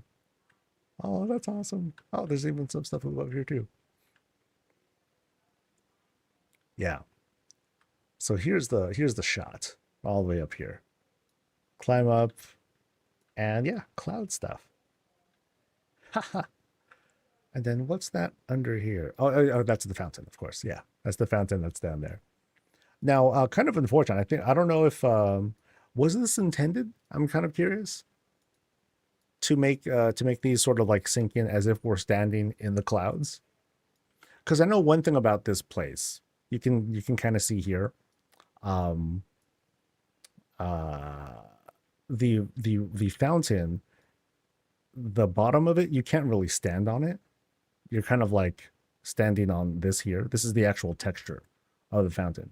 So maybe one thing that could work here, I don't know if this will work really great, is like, what if you had the lava balls? What if you had the lava balls here so that you can create like that kind of smoky effect too? Maybe that would work. but maybe not. I don't know. But that would be like the one like small suggestion to make. But yeah, the whole vibe that we're supposed to get from here is the whole Jack and the Beanstalk kind of thing. That's why we were doing the climb and all that, and then ended up here. Yeah, it still works out really good, really really good. I almost like missed out on that detail of the sinking in because I usually have my character off, so it's a good illusion. I just missed it. All right, so now I'm going to retreat back again. Boop. Boop. I'm still alive. And I want to just double check. Did I miss a room back here? Another room back here? Let me see. Because like, there's that. Yeah, I think it was here that I just didn't really look at yet. So, we climb. And up here, hey, look, lava ball. And then up here, this interesting setup. We have like this kind of like altar here. Not exactly a void altar, but more, I'd say more, it feels more like a Night Fae shaman altar sort of thing. Oh, actually, that's a chair. Hold on. Let me go over there. Make my way over. Boop. And have a seat. So this is their war chief chair. It's somewhere back there. But they used a whole bunch of different objects, from shrouds to like some blood elf structures. Actually, it's an upside down fountain, I believe. Yeah, and then the lava balls like right under it too. Oh, there's a lot going on with this piece. Lots of greens. And then there's actually a gazebo. My mistake. Yeah, here's the bottom of the gazebo actually. And there's like the base of it, I think. No, actually it's not. Or is it two gazebos? It's actually kind of hard to tell. Oh, that's neat. Yeah, so I'm not entirely certain. I think that's the fountain up there. And then down there is the gazebo. Yeah. That's still really cool though. Very creative. And then in this setup, yeah, sorry about me moving the camera all crazy like. There's just so much to look at, and it's a very tight space, by the way. Rugs, flags. I think there's a tent. Yeah, I think the framing of a tent is back there as well. I'm trying to get like a good angle here, but we have to like climb up and it's like two really awesome places that are almost fighting for attention. That's how I'm kind of looking at it. And then you can see on the sides, not both sides, but at least on this side, it's been blacked out. You have a little night sky thing going on. But let's see what this leads to as well. So now we're going through like this hallway, greens all around, heron heart stuff below, moonstones on the side. Then through this door, we're let outside. Now in this case, greeted by the night well. We're in this sort of like park-ish area. Lots of purples, lots of like dim lights. We have a little bit of glows with that swing set over there. But I'm pretty sure we're invited to go upstairs as well. So let's keep exploring. And it's had some great shots. Some really, really cool shots here. All right, so I think we're going to start from the arches, make our way out, right through the hostas. And let's climb. And like I said, like big old moonstones to help us along. Big old night fae tree as well. I think I got to get some distance. Oh, no. I got to actually put some effort into the climb, it looks like. It's like, nah, you gotta earn these, dude. Crazy how this thing will survive without having roots anywhere. It's all good though. These trees are magic. It's all right. But yeah, it's a great way of filling out space with just having like more of like this whole vibe that it's like we're climbing a tree of sorts. Well, we continue like this whole spectacle. And then now on top of that, boom, boom, boom, boom, we have these stairs that are using this, partially using this tree as a guideline. Really pretty. We get to our flight point actually. So so it is kind of like not just outside, but it's as if we're like outside, you know, the house, and there's like a certain function to it. It'd be awesome if there was a, oh, what's this? Make sure you look at the moon. Oh, nice. So there's like, this feels like a perspective shot. So if I stay still like this, you know, we have like some invaders on the way. This one just arrived ready to take us and all that. It'd be funny if we had like little moon troopers like coming in too. They're like parachuting in or teleporting in, or you see someone being taken. That would be hilarious. But then right back here, one little refuge. And a flashlight. And marshmallows. Oh, we got dumpling marshmallows. Hell yeah, dude. Or it's just dumplings and mushrooms. Yeah. It can be both. Yeah, some interesting concepts here. Again, you know, we had the whole Jack and the Beanstalk vibe. That was awesome. We had this sort of like UFO sort of invasion-y thing going on. Really neat. The middle UFO does have a gnome abducted. Oh, okay, you could barely see that. But yes, you're right. Did I miss anything? Did we get through all the rooms? Just want to make sure. Mm-hmm. Oh, what is this thing? This is a, it is an actual, just a little ball thing. Nice.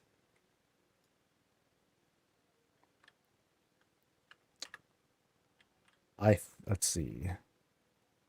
Blossom, did we get everything? Just want to make sure. Oh, there is a secret area. Okay. I have, it involves a jailbreak. Oh, let's go. You'll have to guide me there.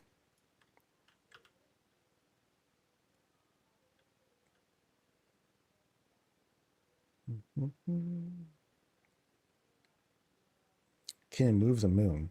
Oh, that's a good point. Yeah. Yeah, isn't the moon supposed to be like above us? Hold on. Yeah, I thought it was supposed to be like right at the very top, wasn't it? Or was I wrong about that? Because that could have, oh, I can't see from there. Yeah, because I thought it was supposed to be at the top. Okay, I gotta do this whole climb now. Yeah, I'm a little puzzled by that. Or did they hotfix it? They hotfixed the moon. Yeah. I am used to it being right above me. So, oh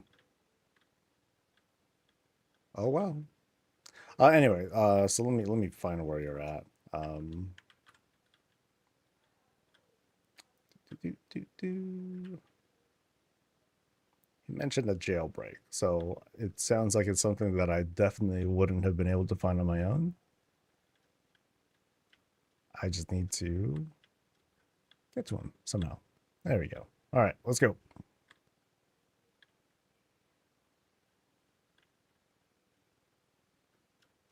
So up here, whoop. Oh boy. Okay. Yep. Definitely wouldn't have been able to find this on my own.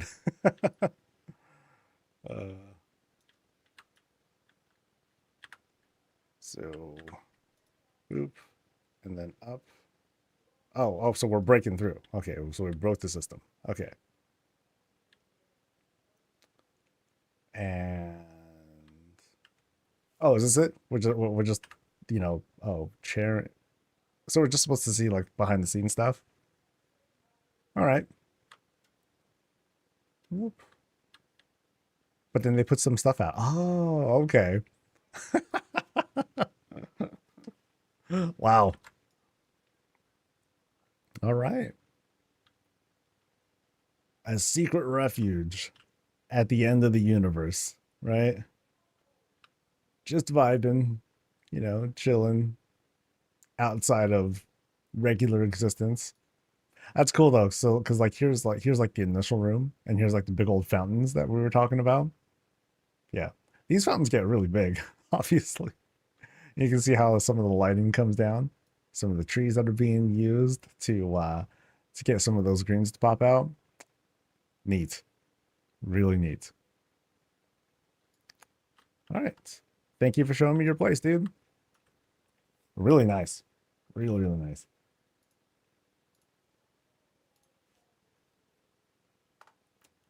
Every house is a level 9. All right. Oh boy. All right. Who we got? It's Jaiho is next.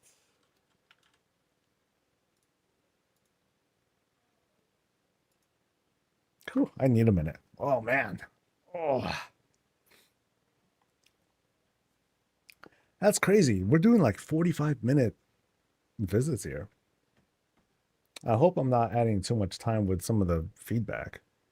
I mean, the intent is that the feedback shouldn't be too noticeable or like take too much you know, distract from too. Oh, dude, that thing just got took. Wow. And he's not even eating them or taking the corpse away to like, I don't know, it's little babies or something like that. Wow, he just killed it for sport. Just for sport. He did it for fun. Or maybe to like establish territory, right? So like me who's zoned in, I'm like, hey, what's up, guys? And he just goes in chomp, and I'm like, oh my. So he's trying to he just made it known that we're on their turf. All right. Do, do, do, do, do. All right, so this is Jaiho's place. We're over at Founders. Well, this happens to be the second time I'm able to look at the premium housing. So now I can give some immediate, like, kind of expectations. So, like, the housing, it has like these kind of interiors inside, and we'll see if they happen to add some decorations to it to, you know, kind of give it its own lived-in sort of feel, but we'll find out in a bit. In the meantime, we have a bunch of paving stones that lead us up the stairs or off to the side, which we'll go to first. Here we have this fabulous moon well set up. We're using, I believe, the aspirant fountain. Nope, I don't think it's the aspirant fountain. I think it's something else. I think it is. Nope, it's the aspirant fountain. Okay, so we have that being set up to give us all that glow. But I think there's also a moon well that's giving us like that sort of like glowy swirly right up there. Let's keep going across. Lots of greens on the side. We have the rock garden right there in the mid. But then we have other provided stuff. I keep forgetting the name of this thing. The Night Phase Shrine. I gotta remember that. It's the Night Phase Shrine, along with my favorite flowers. I always forget the name of these flowers too, but I love them. Here on the side, there is oh, that's very pleasant. They actually set up uh, a nice rack for their canoe.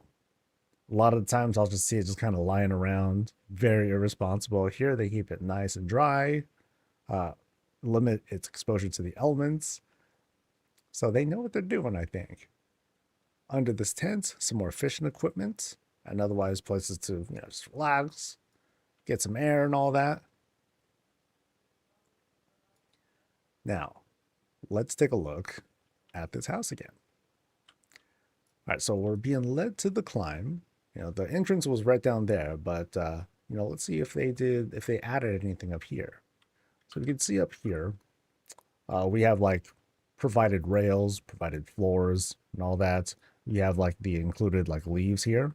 They did add a little bit of lived inness with like the tea set that I believe comes with that whole package too. So, you know, we're just seeing a demonstration of the bundle at work.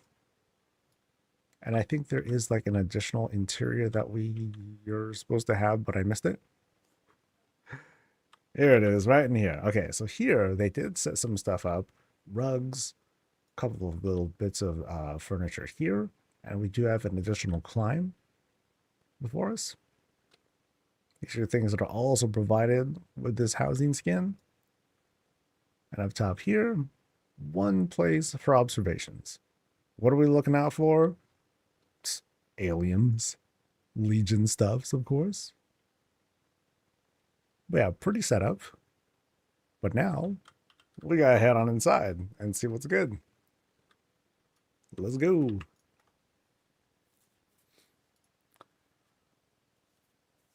So the notes here say the home is for a night elf druid who is both a miner and engineer, which is a very interesting kind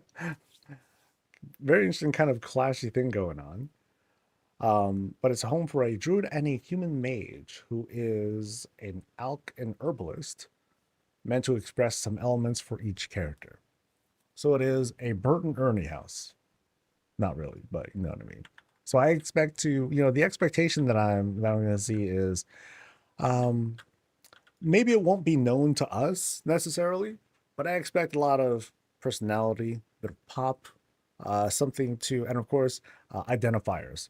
Druid, mage, miner, engineer, herbalism, alchemy, that sort of stuff. So as soon as we walk in, we are portaled in, actually. We are fell portaled in. So with the power of oblivion, we have arrived. All right. And as we go in, the first thing I'm seeing is one's the boss. And I think the boss gives us a sort of vibe. So here's their indoor wear, right? I'm stripped down, buddy. I just got like slippers on because we got greens all over the place. You don't want to get weird stuff in the feet and all that stuff. But yeah, they're chill.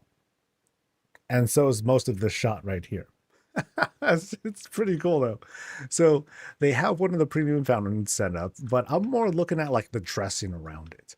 I'm looking at the greens. I'm looking at the stones that these are like sitting on. I'm looking at Sam the fish. I'm looking at Miss Murgles in their little house. And right up there on top of the fountain. So it's a very, very cute framing of, what is this very large setup. It takes up a lot of this medium-sized circular room. Also, what takes up a lot of space? Big fountain setup here. They flattened it out, so that way it felt, so they can make room for the benches to sit on instead. Some greens here in the mid. But otherwise, they wanted to make the presentation of the fountain not a big central piece to things. So even if I'm sitting here in this darkened spot, it's very warmly lit, just a little bit of like lighting here along with the fireplace. In the back behind me, I can enjoy some of the sounds of that fountain work happening. So very pretty, very chill. A lot of places that we see try to offer like a cozy vibe to things, but it's also kind of public too. I think because it looks like people are invited to like come in, make their own stuff. They can roast and brew and grind their own coffee, go for it, and then just chill. Have a bit, please. And then what else we have on in this room? We got some D&D action happening here. So, remember that we're still in the entrance. So right from the jump, we're invited to have fun, chill, hang out. That's what we're getting out of this for now. We'll see what happens later. Once they're done with their campaign inside Gilneas, what's next? What else can we see in this exploration, right? So kitchen's over there. I think I might end up going there for, it looks like more gaming room stuff. And then that, I think, will progress us further in. So I'm going to go to the kitchen first. Kind of pulls me into that spot. So we go in. Hello, kitchen. And as we go in, presented with like this big grand setup, centerpiece, it seems to be it's involved in a lot of themes, but at least from the start of it, heavywood Pandaren stuff. Pandaren shelving here on the side, the back of the pantry, here in the cooking area. And to help support it, we have some Razor One bar tables, but the place is filled. So while this is a place that was written for 2 people, it's like they run a restaurant of some sort. And that's cool. They want to do that. Hey, it's their place. right? Big old pantry for all the stuff, including big eggies, right? Lots of room for like snacks, drinks, liquors, noodles, and everything. So they serve all manner of stuff here. And this happens to be a stairwell room as well, which I think has a this will connect somehow, some way. But notice here the walls are nice and filled. Brandon, all the classes, races, a lot of representation here. So again, it has this it's really fun vibe. So let's go through this door here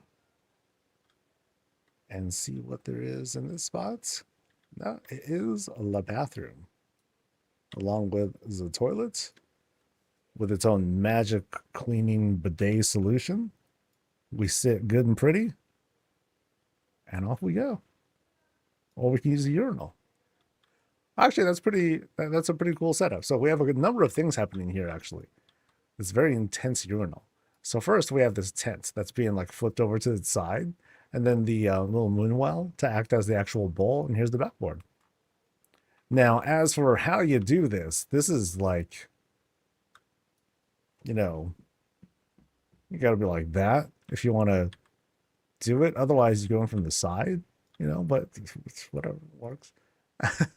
Or if we're really tall, maybe it's for really tall people. Not me. So, oh well. All right, so back here, I'm gonna peek back here just real quick. Yeah, so I think I'm led to other places. I'm gonna go here first, which looks like a gaming room of sorts, because we got plenty. I saw the hammer. I didn't quite make the connection until now, but here we go with like the ding. I forgot what that's called, but the whole test of strength sort of thing. We got that set up. We got arcade stuff going on. What are we playing? Space games. We're playing like what is it? R-Type, Gradius. I don't know, something like that. Those are some of the fun side-scrolling space games that I recall. We passed by the D&D stuff. Here we have air hockey. It looks like nice. We got an air hockey thing set up. Here we have slot machine. Heck yeah. Boom, boom. Nice and easy setup too. They just took 3 of those gears and just looking them together. And when we go ding ding ding, what do we get? Freaking gold, baby. Yeah. That's very clever with the simplicity. And these are always pretty. I always love seeing these because you get to see all the cute little plushies being like, yo, take me home. Or like, hurry before we all end up like murdering each other and stuff. It's like, okay, buddy. So now I feel like we're in kind of like a Dave and Buster's sort of thing. Let me peek back here really quick.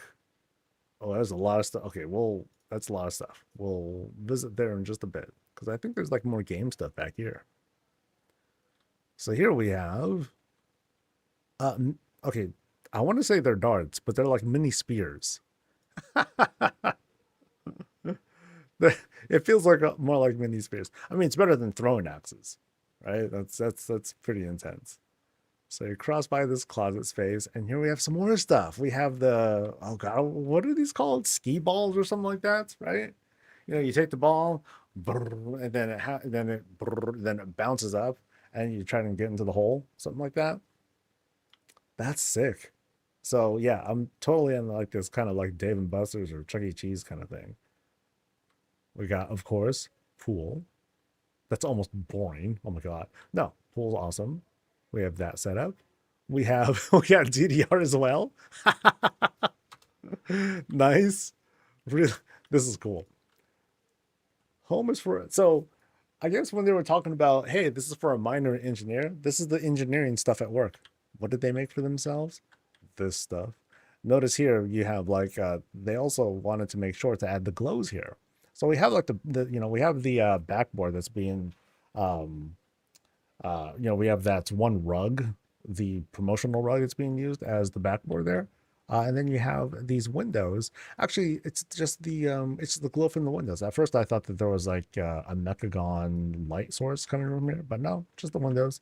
They just sunk it in just enough so that way you don't see those blues, right? But you are getting those glows out of it, which, hey, that's cool.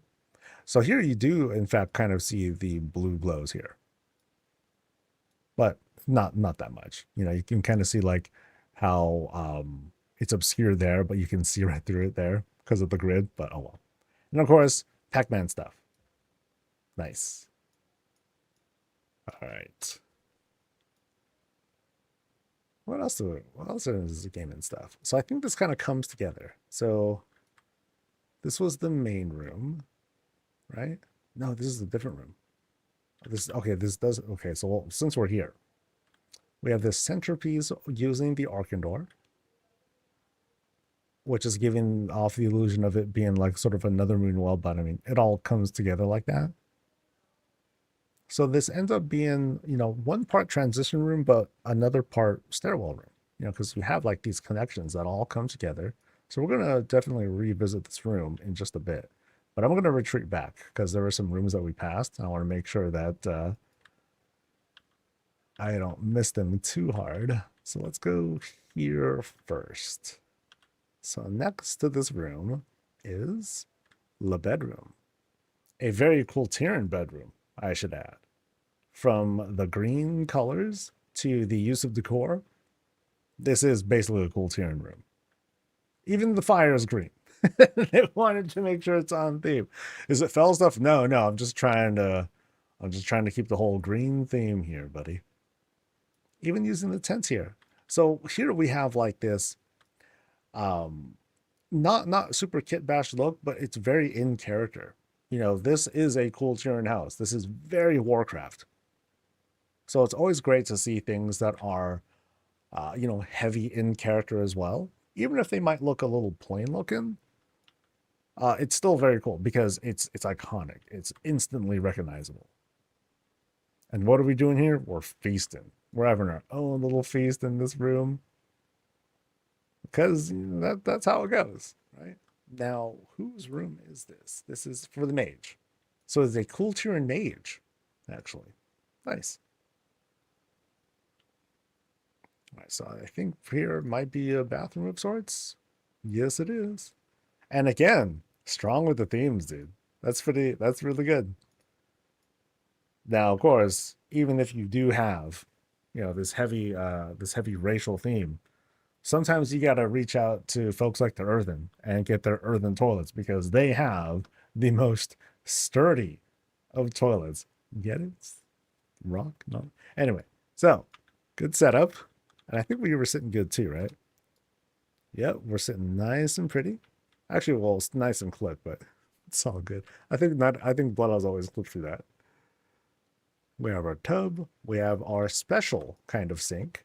This one's using the Borealis totem. And here we are again with the little urinal. This one is much more friendly to use, by the way. Not the weird pointy stuff. So let's retreat. Get out of Culturan land back to the gaming spot.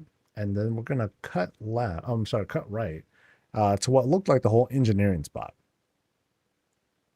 So really creative game stuff happening here.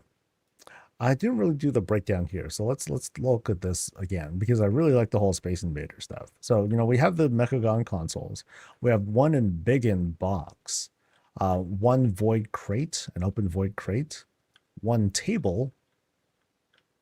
Yeah, we have one use of the table here, and you know that's a really clever use because the table's kind of big. You know, so the table is shaped like this, as you can see. So notice how you have like this whole top and bottom to it. So they use this Mechagon crate to obscure the bottom, and then they use this altar looking thing to obscure the top. Like you can see like little tiny, you know, little tiny things there, but it's barely noticeable. And you have like this with just a few pieces. So like 1, 2, 3, 4, 6 pieces to create this whole thing. And then of course you have like these little pieces here, these little lanterns and filigree lights to give us the uh, the content on the screen. So really clever. All right. So let's go into this engineering spot that we saw. And oh wow, we have this very, very mixed vibe. Oh, I love how it all comes together. So this workshop is full of activities. For example, we're harnessing the power of void so we can make coffee or something like that. No, no. They suck up void stuff, turn it into arcane things, right? And then it leads to mysterious. All right. So there's that. And this other piping, oh, not other piping. Oh, that only goes on. Okay, okay. Back here, this furnace. Oh, neat. So they used multiple. Oh, that's good. So they used multiples of these belts. They're all kind of like merged together, um, to feed into the furnace thing. I know that this thing also has like this really big attached part to it, so they use the blocks to hide it. Very clever. But yeah, lots of use of like pretty much all the techie stuff. And it's really just a question of like, okay, let me grab all the things that look like technology, treat them like Legos, and just see how it all fits together. And oftentimes, just like here, you can make some really cool effects as long as you just lay the stuff down, make it look a little lived in, a bit messy, and it's an easy win. So yeah, awesome stuff here. You even have like this gnomish bed that somehow is being used as the backboard for the couch. That's cool too. Working on guns and rockets and all that. Up here, we have the gnomish like portal looking guy. But then there's more to explore. We ain't done yet. All right. So right through the spot, boop, hit that. And then, ooh, cave stuff. Huh. So it's kind of like a recently revealed exit or entrance or something like that, because they carved their way out. You see little bits of ore, even like little crystals and stuff that are coming out. We make our way outside. Although funny enough, it's all like walled off too. So it's like they made like this sort of like alternate exit. Really good illusion setup though. Very simple. Walls all around. Big old cavey kind of entrance exit out here. Done. Nice and easy. Now out here, some more engineering kind of work or mining work is actually happening here. Processing, chopping stuff up, even like a little bit of like logging is happening out here. Things are being wheeled off to I don't know where, because there's no opening to the walls, but it's all right. But now I'm invited to climb up here. And now what do we get? Come on, you can do it. There we go. Ah, we're invited to eat. Oh, really good work here too. So they made sure to continue the illusion by coming up here and adding these duskwood greens. Very good. So here's my shot. Here's me chilling. Moon right on high. Of course, we can take a look at things to observe, invasions, aliens of all sorts. All right. That's a cool setup. Now that's kind of the engineering and cool tiering story that's being told. Lots of work being done, experiments, processing. But some of the creations, sometimes it's just for fun. All right, so I went there, I went here, went to the bedroom. That's the transition spot. Actually, no, this is a different room. We're going here. Let's go. So through this closet plus trellis and flower box, we enter this kind of stairwell room. We're invited to go up, but let's check out what's down here first. First, we have this grand kind of flower box to set up the whole climb here. So notice how you got big tree, They did their best to kind of center this, and they did. It's just a very awkwardly shaped tree. So you kind of gotta work with that, unfortunately. I mean, they can make it smaller too, but not necessary. Yeah, that's not a big deal. Now, that's all rounded out. Paintings on the side. I'm gonna peek here real quick though. Just yeah, so this happens to be, oh, this is dead end room. This happens to be a gym. Nice. So thanks to, I don't know if Taliesin had um is the one who mastered it, was the first one to do it. I'm not sure. But he's definitely the one of the more prominent creators who put a highlight on it during Azeroth Interiors. So he's the one who set up, like, okay, you set up this like treadmill thing, you lower it, you kind of like slam things together. You put up a privacy screen right here to act as a barrier so that you can make the illusion of like the constant walk-in instead of like walking up right against the gauge. But then the variant here, nice and simple setup, very steampunk in its um application here. There's no like, it's not like a Peloton with like the screen and all that stuff, just very basic stuff. But yeah, works out. So off of that we go. Here, what else we got? We got rope climb. We got medicine balls of all sorts. I'm sure those are like the top of fence posts or whatnot. What else we got? We got snacks. Dude, check out the big hydration. Nothing keeps you hydrated like anima. Yes. Drink the processed souls of the dead. That'll keep you energized, right? All right. And of course we have a place to bench. Okay, this is like some prop stuff happening though, man. No way are these like, I don't know, 100 kilos each or something like that. No way. They're inflatable. It's like super light. That's funny. All right, so I'm glad I took a look at this before climbing up, but now we will proceed with the climb. Let's go.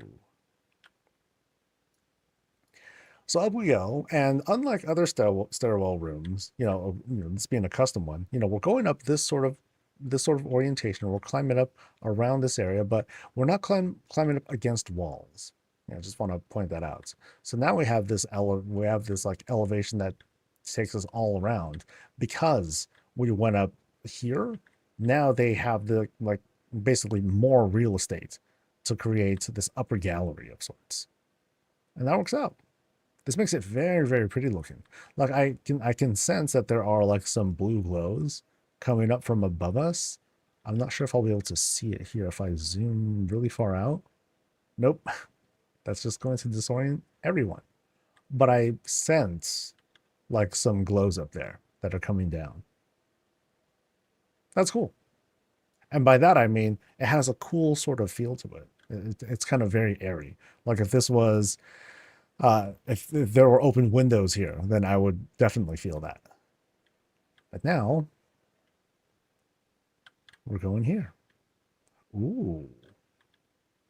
Okay, so here we are, going past this closet. Boom, boom, boom, and we're outside. Oh, this is neat. I feel like it's sort of an illusion where this greenhouse, it's as if it extends all the way out here, but it's not. But I'm pretending that it is. And otherwise, we just have like this really pretty outdoor, this really pretty rooftop scene. Okay, this is really cool. I like this. I definitely feel like, I'm at a top floor. I'm coming out to this really grand, to this grand outdoor spot.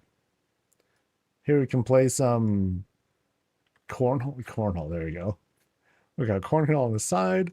We got snackies and restful spots right at the end for folks to just, vibe, hang out. Of course, we got big old hot tub right here. Table. Oh, no, I'm failing the walk check. No. Okay, run check. Boom. I think that's the point. The only way to get up here is to run. You're not allowed to walk up on this thing. This is all excitement. No slowing down. Go nuts. But yeah, nice view from out here. Actually, let me head up here again. So notice how we got cherry blossoms all around. Like this person threw down for this spot. Yeah, really cool setup out here. Even places for folks to like sit and dry off out there too. But I love the whole rooftop feel. That's sick. That's really good. Feel like we'd bowl alive in that tub? Oh, we would. Oh, we certainly would. Absolutely. I mean, that's why it's an earthen hot tub. For them, it's like, oh, it's just a mild tickle. For us, it's literal death. Yeah, absolutely. Okay, so we're retreating back because I know we ain't done. So here's like this transition room that we're talking about. Behind us here is the main room. But we haven't seen, I don't think we've seen, okay, it's kind of funny. So it's a night elf druid minor engineer, and then the human mage is an urban alchemist. So I haven't seen the alchemist stuff, and I also don't think I've seen the druid stuff unless I missed something, which is extremely possible. So on this wing, we're definitely seeing the herbalist vibes. You know, lots of different plant life being used. Processing is happening over in this spot. And of course, we're invited to go upstairs. Once again, same dealie.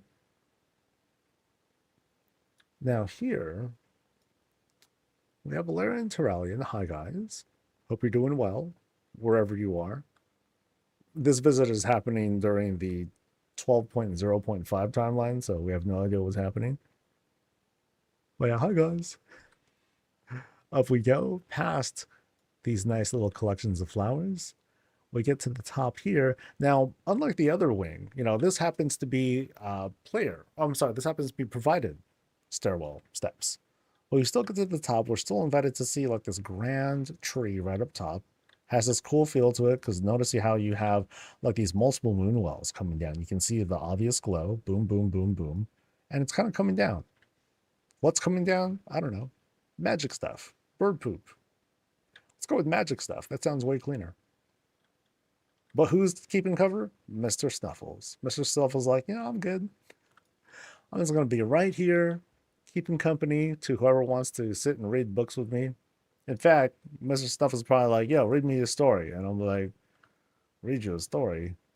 Did you finish your homework? Mr. Snuffles like, I ain't got homework. Did you do your chores? And then Mr. Snuffles like, oh, I got to do damn chores. And then we fight. That's kind of how that goes. Anyway.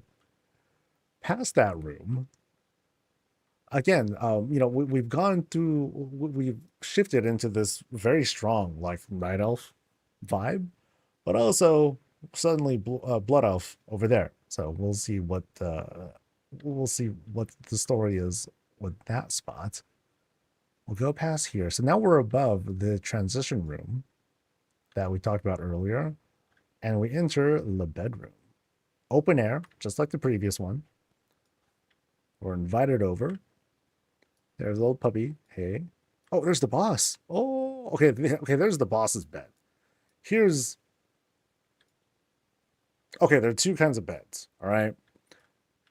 This is the boss's real bed, obviously, because they're there right now.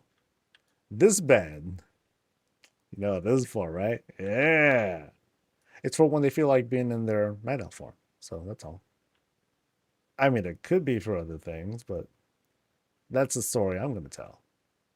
Now, back here is what would... It'd be really cool if, right? If they can pull off something where... And this is me asking them to, oh, you know, they should just tear down this whole room and do something totally different. But this is me just kind of dreaming here. If they can do like this whole open air kind of thing, if this was like all windows, or if they can make the illusion of it just being like one big window, or... This isn't even really feedback or a suggestion. I'm just dreaming right now. If they took the, what is it called? The greenhouse thing, right? They made it as big as possible. And they use it as like a whole backdrop right here. Boom. And then set up a whole outdoor illusion, or just made a whole outdoor room, skybox room to set the backdrop. That'd be sick, dude. That'd be sick. Because then you would have like this Boom, here's the bedroom, but then there's like just open sky behind them. Oh, that'd be sick. The thing is here, they are pulling off the same thing. There's just less window. So it's still pretty, right? But man, what would it be like to have, you know, a shot like this, like boom. Wow. Oh, that'd be sick. Sorry, I'm taken away from their visit now. Back here though, great illusion setup because we do, we are working with multiple windows. And so the part of the challenge here is to make sure that from each window is to at least try and do their best to preserve the illusion each time because you're kind of going at it from different angles. And here it's working great because they covered the entire back area. You got stars from different angles. So they're staying very consistent whenever the stars are visible. And when they're not, they just made sure to fill it up with greens to be like, haha, yeah, I'm good. You only need to see the stars like from there to about here because that saves money and budget. Nice and reasonable. But yeah, I love like the real bed that's back there. And here on the side, oh, interesting. So here, I really like how this connects together. So here's the eating area that we're at. And I pointed out earlier how there's like this upper elevation. Here it is. It's actually an extension of the druid bedroom. Nice. But what else do we have here? Dun dun dun.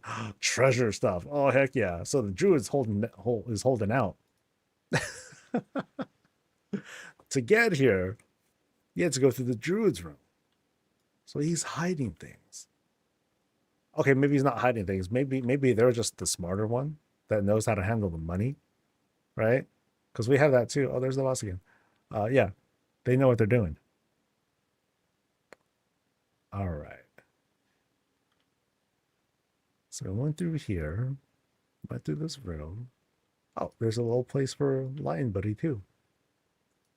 A little bit of lived inness, and they also added, hey, Druid loves to paint as well. And right back here, ooh, look at this. Oh, check out the bathroom they got. So downstairs, Mage is like, okay, I got a bathroom. It's all good. This is neat. But here they got like this very different setup. So one, of course, they have their earthen branded toilet. They very good job on staying consistent with the theme, with the direction too. So like, here's the outdoors. Here's the same orientation. Again, stars. It's nighttime. There's the moon. Yay. Cute. But here, I'll look at the vanity in a bit. But I'm directed back here like, yo, check out this bathtub. Oh boy, they ain't messing around. Ooh, they threw down for this. Imagine the contractors putting this together. Yeah, can you just take a mountain and just like slam it like right into the side of my room, and carve out a fountain in there? It's all good. It's all good because it's magic, I did not notice. I've never seen this yet. I never noticed that you can dye these rugs. I've always saw just like the blue, or people would turn it around and they'd show the blacks, and like that was it. I didn't know you can dye these. Unless these are different rugs that I don't know about. But I thought these were the promotional rugs, aren't they? Yeah, they are. Huh. I learned something. I am pretty sure I've never seen these dyed before. So, cool. Vanity setup right here. More Night Fae branding. Oh, how interesting. Green. We have 2 vanities here. There are 2 people that live here. Huh.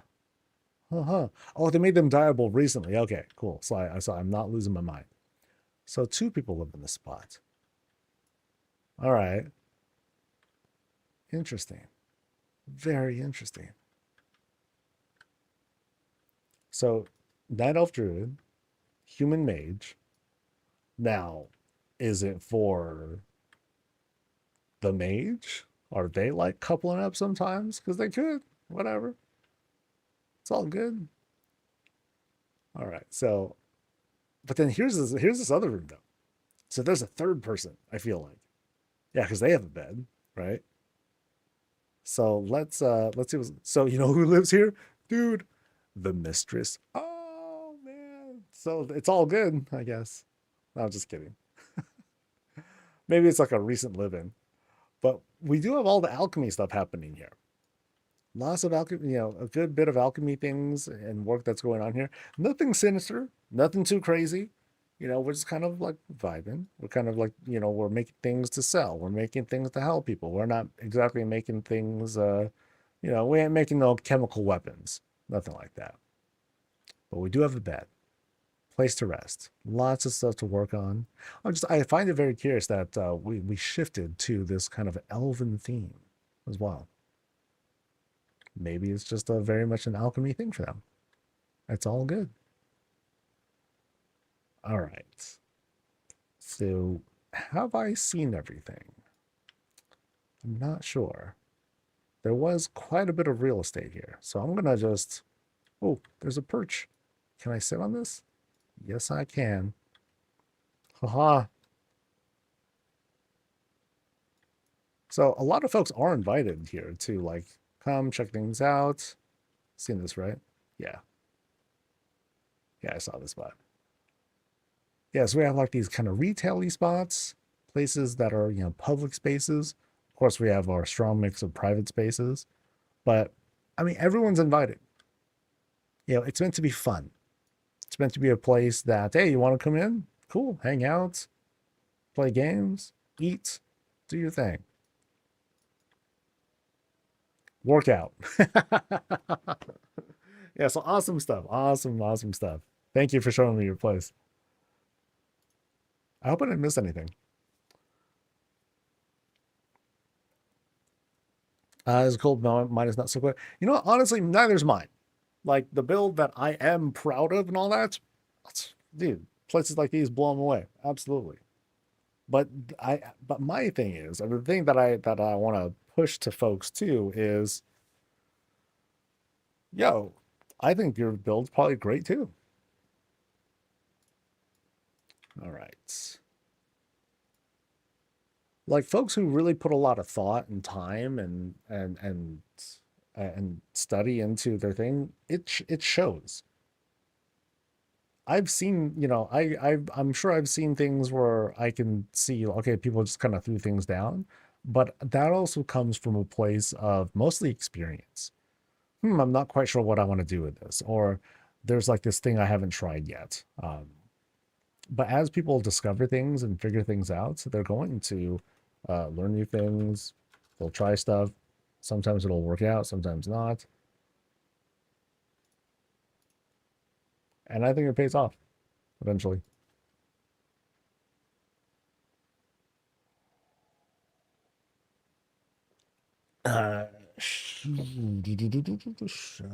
Shavra's next. And now the nerves hits. Welcome to the hot seat. No, I'm just messing. All right. I need a second. Oh. Woohoo. How's the queue looking so far? Holy crap. 9 people have already signed up. Damn. Whew. We got 6 spots remaining. 6 spots remaining. Now it's funny. I only have I'm 15 people can sign up, but we're gonna do 20 visits next week. Ooh. Well, anyway, let's go. Let's go.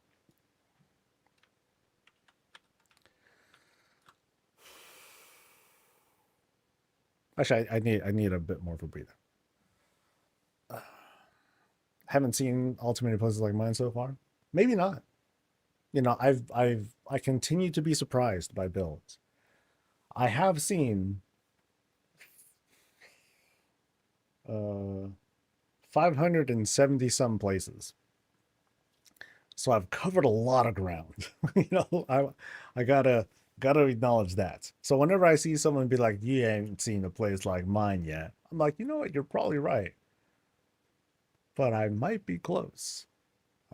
Like the numbers just suggest it, Like for example, uh 2 weeks ago. 2 weeks ago, I did a jumping puzzle house, and it was only the second time that I've seen a house that utilizes the skybox room as more than just a dead end. The first person I've seen do it is me. Where I had this whole sort of transition where you go across one spot and then you make your way inside, and so that was cool. But yeah, there are hugely inventive folks out there. I see new stuff all the time, so I'm looking forward to it. Um, I don't know who you are on this list, but it's all good. We'll see you when we see you. All right, this is Shavra's place. They said they were kind of nervous coming into this visit because I'm giving feedback wherever possible. So this is gonna suck. I'm just kidding. We're here in Founders. We're already presented with this wall, so it's like, hey, a little bit of privacy, please. But a lot of the time, I do see, while we see things walled off, we see alternate entrances that tell us, hey, you want to come into the house? All right, cool. I'm gonna guide you in. You're gonna see things the way that I want you to see it. We're not even inside yet, but I noticed how a bit more recently they allowed certain decor to be added, like walls and pillars. And so you see an example here of the very meticulous linking of string lights from one pillar to the next. This is not that easy of a trick to do. Sometimes it just looks like kind of weird, but I think they made it work just fine here. Because when we zoom out and try to not look too awkward, you can see how it kind of comes together to like link at least parts of this yard together. From the outside, minimal greens to kind of like tell us, there's some stuff going on out here, but not too much. And I think they meant to use these pillars as just a way to kind of like set up the angles too. So it kind of works in multiple ways. So we walk in, and curiously enough, immediate deck, which is interesting. That's neat. So deck, and then we return to like the yard area right back here. But yeah, we can have some snacks, minimal snacks. On the other end, we leap into the hot tub. Whoop. Meanwhile, place to dry off, and I think there was some food back here. Heck yeah, we got some fishies, nummy nummies. And oh, so this comes together a little bit differently. So here we have, well, I believe is okay. So we just have a trunk plus the fishies. So they wanted to keep that whole like indoor vibe. And then I think here's like one of the privacy screens, I think. Yeah, so there's a privacy screen that's being used as the grill. Plus some objects there to one or two forges. One, actually multiple forges. So this kit bashed grill is a bit more extensive than you think. Yeah, from this shot, looks really good. All right, so let's go around. And we go by a second wall. Oh, so I think they're explaining it used to be so that was the backyard. So this is the front. All right. So they explained it as you switch the plots and then it just happens to look like this. Oh, okay. Well, that works out. I'd say that this right here is a great shot. I like the lead in here. You have like these different paths that when we come at this perspective, we have this kind of like closed off feel, and we're led to like these different places, such as the backyard, which we're at, such as this gazebo setup, where we can just like sit, enjoy some of the clothes, have a good time, talk smack about our spouses because they happen to be inside watching the game. They're always watching the game. Gosh, they never pay attention to me anymore. They're monsters. Or not. So it could be the other way around too, right? She's always watching the damn shows, blah, blah, blah.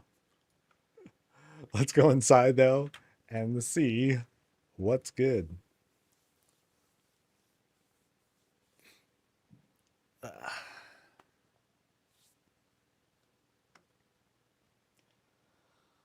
All right. Ooh, 4 EU signups so far. Yay, represent. All right, so as soon as we enter, we have this bit of a contrast between the Belemeth, the dark Belemeth color, and the bright Night Elf, sorry, Blood Elf tile. Now, it looks as if we're brought into, well, this sort of like a mall. That's kind of what I'm getting at here. We're teleported in. We have one roll there, one writing utensil there, and we're invited into different spots. So that's a long ways off. We'll go there later. I think I'm going to go left first as usual. So very interesting setup. So what do the notes say? So there is a kitchen parkour. A kitchen parkour. Interesting. Let's go. So we're going this way, past the glyph. And notice how we have this sort of like irregular curve to it. Yeah, so neat. I don't know if it's meant to, it looks like it's meant to be like slightly angled, a little bit messy there, as if there's like an earthquake or something like that.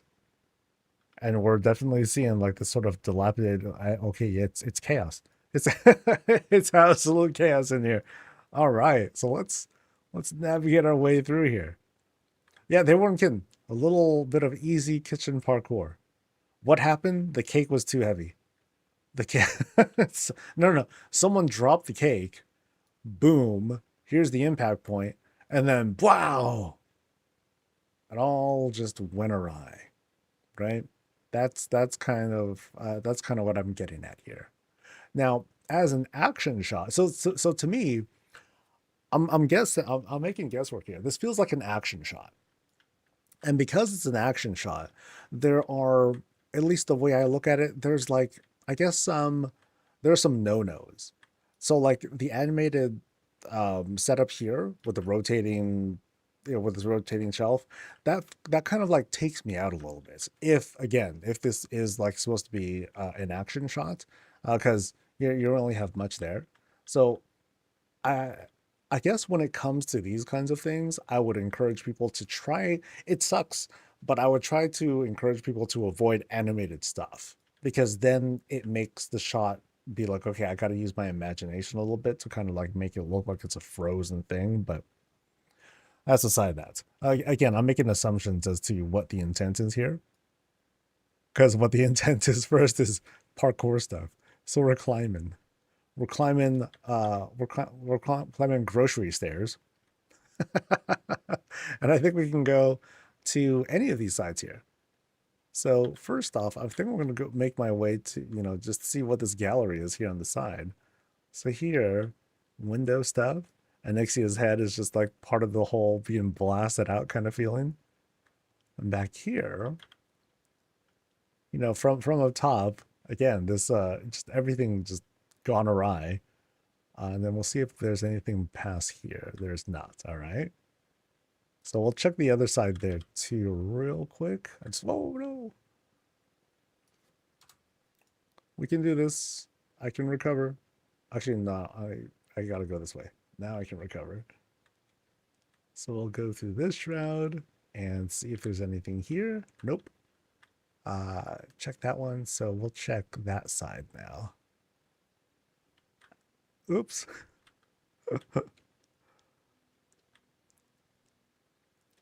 We'll go this way. This feels a bit more steady. We got this. Oh, what is this? Is that a platter? Yeah, it's a platter. The bottom of a platter. Got it. And then, okay, so we do have an exit spot. Okay. So up here is where things are okay. Everywhere else is just like chaos. So it's almost like, all the magic stuff is happening out there. Here, not so much. It's nice and safe. But we're also presented with a door to go through. So let's go. Ooh, things tighten up really, really quick. So here we have this like really small space. Bit of a pantry stuff with a flaming barrel. Yeah, flaming barrel. Flower box or planter box right there. We climb up here, some altars happening. Although for some reason I look at this barricade, and I see those void orbs, and I think of a duck. I don't think this is the intent, but this is a duck shrine, and I can't unsee it. It's your little guy. Oh, you're a little. Oh, okay. Well, that's cool. That is the intent. Well, that's awesome. That's awesome. I'm glad we picked that up. All right, so we're going through like this otherwise somewhat empty hallway. From the looks of it, the budget leaves room for like more stuff, and so any number of things can take us through this otherwise transition area. Flags, banners, things like that. Just a little bit to bring things to life because I mean we've seen throughout this place. There's lots of places that have like heavy decor, and so it's just a little bit of like extra additives and whatnot to not make the climbs or journeys uh look too empty. So like for example here, whew, now what is this? I'm not sure. Let me climb up here first though. I don't know what to make of this. So let's just explore and see what there is to pick up from this. Let's go through this door. What do we get? We get kind of an apartment-y kind of spot. Because like that's a okay place to sleep. Yeah, I feel like this is just like a separate house. Because here's like the double doors that both lead us in, right? We got our kitchen. We got our full setup. Yeah, so it's just like a small apartments of it looks like. Down here, and notice how we're on top of what I feel is like a Razor One fountain. Yep. Here we have like a different colored theme. Down there is green. Up here is it's more like just a regular platform plus purple rug. Down here, though, it's kind of like this sort of carve out. Boop. Oh, and I like how this TV stand is being set up too. Yeah, good shapes. I think this thing is on the side, and like this is like another one. So like here is, oh no, the whole thing is just set on its side. Okay, so here's like the actual top of it. Here's like the base. You can see right there how it matches. That's neat. Yeah, not too, only a bit of a lived-in sort of feel to it, but minimal on like the wall stuffs. And then here, the toilet, as well as vanity. Something about the floor here, I think it's the lack of texture on the floor that kind of throws me off a little bit. So I know that otherwise um, you'd be working with like the greens on the bottom of this floor, which I know can be challenging. So I think maybe the other challenge, maybe a different color would do. Like maybe it would be better if it was like concrete. Maybe if it was like a gray and then you put it on and then you put the rugs and stuff on top, maybe that would dress it better. I'm not sure. But this is the way, I think this is the only way in and out. Yeah, it's the only way in and out of here. I guess the other thing too is, forget the floor. Just let it be green and then just ride that. Just go all in with it. You know what I mean? Otherwise, we have a lot of like extensive use. Like check out the way these platforms are set up. Small platforms, beams take us all the way up. And they wanted to make these platforms clean, so they used a lot of the beamwork to dress it. Visually striking. Now up here, it's kind of an observation sort of deck thing. If this was a game of violence, and it is, you climb up, you have all these vantage points with which to snipe them. Total pincer. Anyone who climbs up here has got to like feel the threat of death as they climb up this ramp. So whoever lives here is super brave. Super brave. All right, so let's explore the downstairs area because I didn't really see too much of that. Yeah, we have like these other carved out areas. So this is like a lot of use of this particular skybox room. That's kind of crazy. And here we have just like kind of an apartment room, very minimal. It's as if like no one moved in here yet. And I think we're going to see different variations of that, you know, with like some, in this case, minimal lived in-ness, but not too much. I just find it pretty wild that they crammed the bathroom here. Nice. It's just cool that they crammed so much into the skybox room. Like we've seen some absolutely insane stuff with what people can do with skybox rooms. This will be one of them. I looked here, right? I think I just looked in here and I closed the door too. Yeah, I closed the door. Okay, so let's check the other side here. So it's as if like, you know, hey, people are here. They're like, uh, they live here, but then they also have like these market bins with which to like get stuff. So it's like provided food. This is their continental breakfast or lunch. You know what I mean? See over here, I'd say this is the most lived in looking of all the places because instead of a bed and like, no man, I got this hammock. Thank you, Abyss Anglers, for hooking me up. Yeah, that along with some other rugged furniture. Oh, here again, a place that has another like sudden bit of personality. So here, you know, they put in the effort to put in like all these different roses because they just love roses. Or that was a dead person and then roses flew. They grew out of them, which is a little gruesome, but you know, possible. Right through here, this little tiny closet space with which for a wagon to struggle to make its way out of. And some more closet space along with gadgets. Oh, interesting. Now they threw some gadgets in here. Cable leads out there. And then into wow, that's a lot of work. All the technology that they crammed in there to get one lamp working. Is that really the story? I gotta check this out. I gotta go to the other side. Okay, there is one lamp there. But there's no, is there a contraption to power that up too? No. Darn.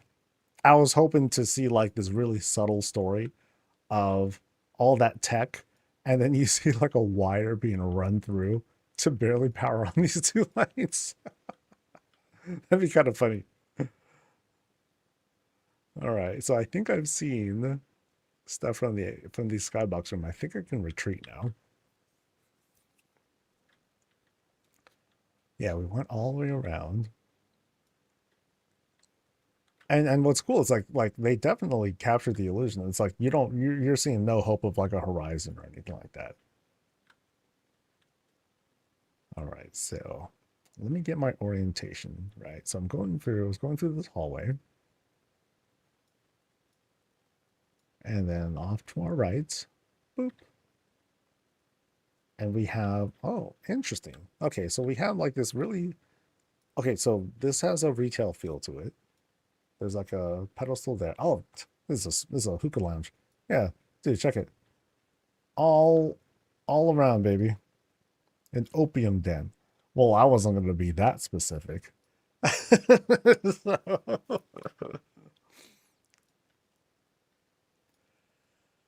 I remember a friend of mine. She was so into like hookah lounges for a while. Never been to one myself. I'm not a smoker of any sorts, but she loved going to those places.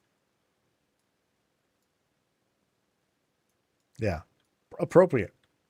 Slanted. You know, it happens to be at the side of a wall, carved out, tight space, no lighting, all good, all good. So I think this is the right path, and then we run into. I don't know if this is a dead end, but yeah, I want to click that just to get the vibe there. Boom. So we go in, and we just go in. Okay, so it's the window. Just have to make sure. I definitely had to like click that to like activate it. So now we can like capture like all the colors that are happening here. I'm cool with that. Pretty. All right, so we're gonna retreat back. We'll jog, and we'll get back to familiar territory. So pass here, past the duck shrine, through the shroud. Okay, so here's the chaos room, which I wanted to get like a bit of a screenshot of too. So here's that spot. Yeah, remember this is still like the first wing of the house that we've seen. All right, so we're jogging back past the disorientations, past the uneven floors, and now we have a big old hallway and stairwell. We're going to the stairwell room. So down here, sudden fire pit. Suddenly fire pit. I mean, it's magic stuff that's happening over here, right? It's a magic world, magic house. We got floating books and everything. This little meteor crystals like going up.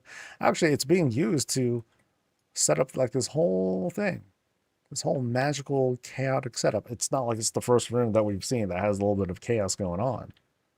But let's take a look and explore some more of what's going on down here. Magical artifacts. Suddenly candle is just like chilling here. Fully upright. But yeah, lots of studying happening.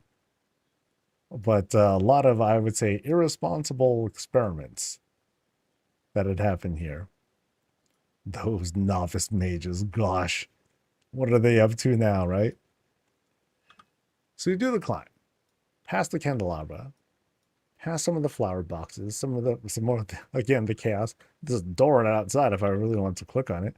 Yeah, I'm in range to click on it. I really felt like it. Very fun. Mage is gonna mage? Oh, darn right. So we climb up the Kirin. Oh, there's even more. So we pass by some Kirin Tor branding, and we're going to now explore this floor here. Where will this take us now? So this feels like a very uncharacteristic room because it's normal. It is a place to rest. It is a place to read, kind of relax, get a little bit of warmth, enjoy some of the lighting, and otherwise, take a break from the chaos outside. Because through this shroud is madness. Just kidding. No, it is just a bedroom. Just a bedroom. Lived in. We got Miss Murgles hanging out. We're all safe again. This is the safest floor in all the house. There we go. Back here, we got a place to change. Yes, we do. Change, suit up, and then get ready for the chaos outside. Because as soon as we go through this door here, oh my God, it's a bathroom. Okay, so now, again, I'm being thrown off. This is like the safest room of all. And how are we sitting? We sitting pretty? A little fused, but you know what? It's all good. We got plenty of stuff to dry ourselves off with, though. All the fixings that we need for some safe bathroom times. I'm not convinced that I'm going to find something just like wild. Okay, here, see, I told you. Fourth time's the charm. It's all good. So now we have entered kind of a mix of things. One, it's the treasure room. Boom. All the good stuff is right back here. If you made it this far, one, you deserve to maybe be captured and dissolved into a fine green paste. But two, there's treasure back here. Now here's where all the real experiments are happening. We saw some of the arcane experiments earlier, all the chaos and whatnots, but then here's like the fell stuff. We got insidious experiments. We have, practicing with dark magics and stuff. We got a portal to who knows where. But we also have some fence posts to climb. Kind of climb. Okay, so we're gonna get there. Oh, okay. Ooh, this is effort. Yeah, they want us to jump up this thing. Earn it, says the boss, who's like right there. And right up here, what have we earned? What are we rewarded with? Punishment. Heck yeah. You get racked up, you get your head lopped off, and then you get chucked into one of these vats. Oh, check it out. Nice and easy. So it's like you're processed down, you're processed here, you're finished here, they grab your head, and then they boop, drop you right in. Nice and simple. Boop.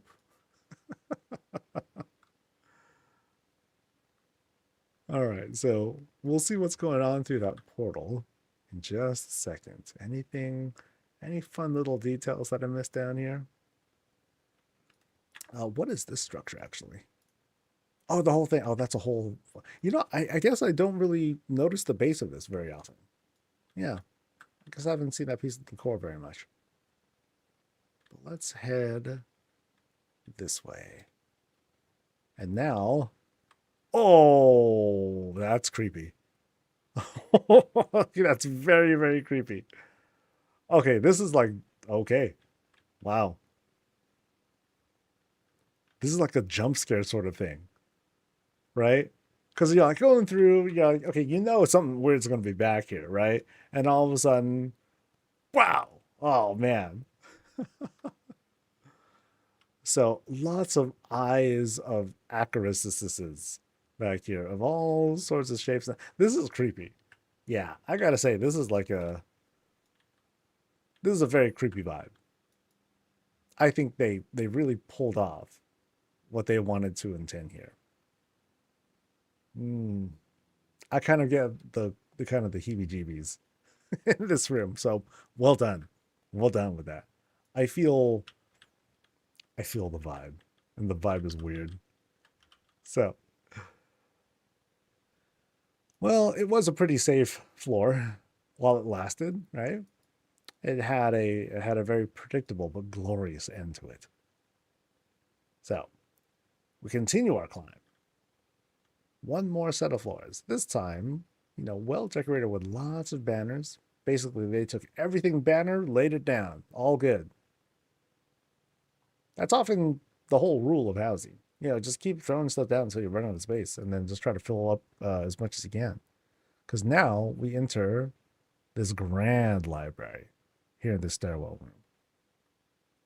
Ooh, we surrounded with books. We have an upper landing there with which to possibly explore. Maybe. Big maybe. I mean, I'd have to go through a secret door if I wanted to find that, right? Or that one. Oh, okay. We got something back there. Can I get back there?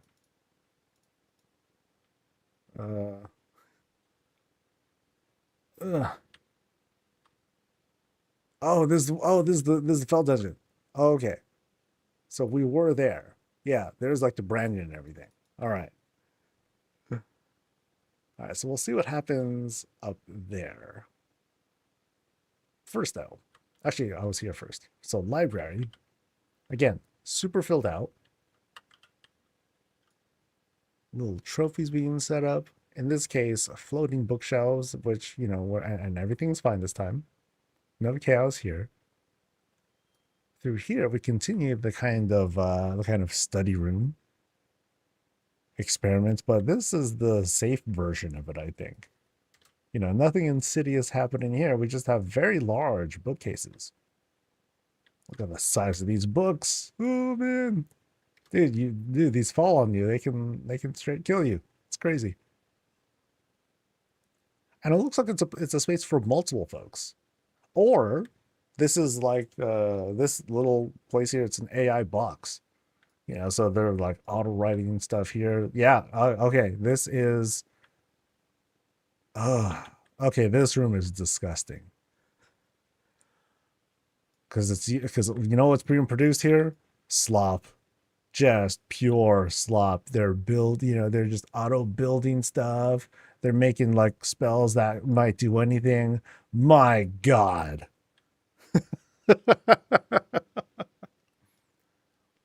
And that's how all these books came about. What's in here? Gibberish. You can't read it. I can't read Draconic. You're crazy. Sort of ChatGPT, Grok, and DC. All of it's there. All right. Let's see. Okay, then what is this upper elevation? Can I get there? Because otherwise, what is up? What is up there is what? Okay, greens. Ah, okay. So it's meant to be like this sort of like floating garden. Yeah, gardening stuff is back there, made to give us like a little bit more color up there. Cool. All right. So I'm ready to retreat. I believe, yeah, ready to retreat back to the main hall. And we have that big straightaway.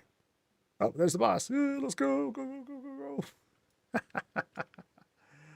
All right, so they can run ahead. I will take my sweet old time walking right past Erico statues again and again. Oh, good vibe that we get from this. Because then we have this whole kind of like shift into boom, the outside. And it looks like we have a climb that'll take us to our left. But first, we'll explore right down here. Everything that there's to offer down on Earth. So we have a couple of spots here. Now here, bit of a dedication to Beauty and the Beast, or something close to that. Back to the paving stones, we'll make our way around.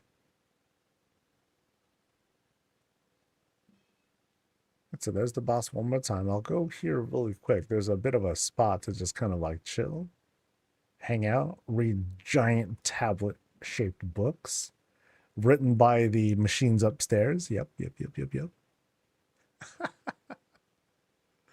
And then here, oh boy. Well, okay, you know what? I'm not even going to say that's gruesome. I'm just going to say this is just life at work. You know what I mean? Body taken from the morgue, brought over, buried, done. That's how it goes. So circle of life kind of shot right there. Very pragmatic. As for back here, fountain work. A single set of candles being put out, perhaps for the duck. Perhaps not. Could be for anything. But now we have this climb to make. Boop. Boop. So notice we're climbing up just the side of the skybox room. There's no attempt, not like they have to, no attempt to try to hide any illusion, although I'm curious. I'll be curious to look at the entrance, though. I do tend to judge on the entrance. Oh, but here we have like this really cool platform. Check out all the paving stones that are being set up to make this, both the bottom and the top. So you have like greens that are kind of like spilling down, as well as coming out here, and we otherwise have like this pretty spot to hang out, nap if we wanted to. Right? There are little creatures to like hang out with, and otherwise we're looking at the stars. Moon's right behind us. Cool. Moon's behind us. We can enjoy the view out here. Yay. Oh, so this is the first room you completed? Nice. I'm sure like a lot goes into something like this when trying to make like, a good pattern for these paving stones. It seems difficult. It's not something that I've done myself. I haven't had the opportunity to try and make something like that work, but it looks pretty. All right. Oh, and then here's the entrance. So like I said, I will judge. It'd be helpful to create. I guess it depends too. Like, there's a bit of imagination or a bit of planning that goes into, okay, how do you want to present this entrance? Like, how do you want to lead people out and in again? And some people, they have like really extensive stuff, really good illusions to make it seem like a very seamless transition. Other times not so much. This is one of those times. So like a good setup, I'd say a good easy setup, tents. Tents are like giant tents are a good way to set things up. Giant gazebos as well. to make this sort of transition on the inside. And then flanking these larger structures, just have like some greens or like big trees or something like that. And that's it. So you can afford to use like really big pieces to set this up. And I think it's a good payoff. Now, as for the rest of this place, it was all right. I'm just kidding. It was great. It was fun. It was fun going through the chaos of the kitchen parkour and just checking out all the different things happening here. Yeah. So thank you for showing us your place. Yay. Oh, we're so over on time. Damn, I add way too. I don't know if it was the feedback or if I'm just going through like these massive places because we're going to be way over on time. But before I start, I promised Dee and myself that I would get lunch. Why? Because I'm cranky. I'm actually pretty cranky today. So they better be open. Otherwise, I'll flip. And they're open. Yes. I'm getting a super burrito. And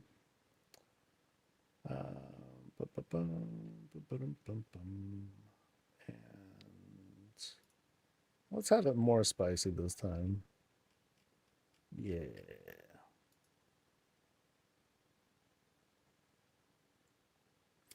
So some folks are chatting stuff.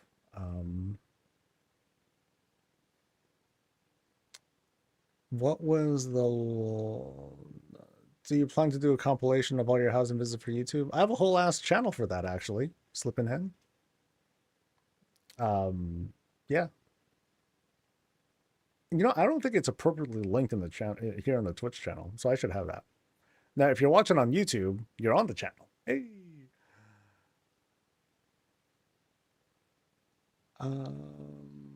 I got this random friend invite from me. Is that me? Yes, that is me.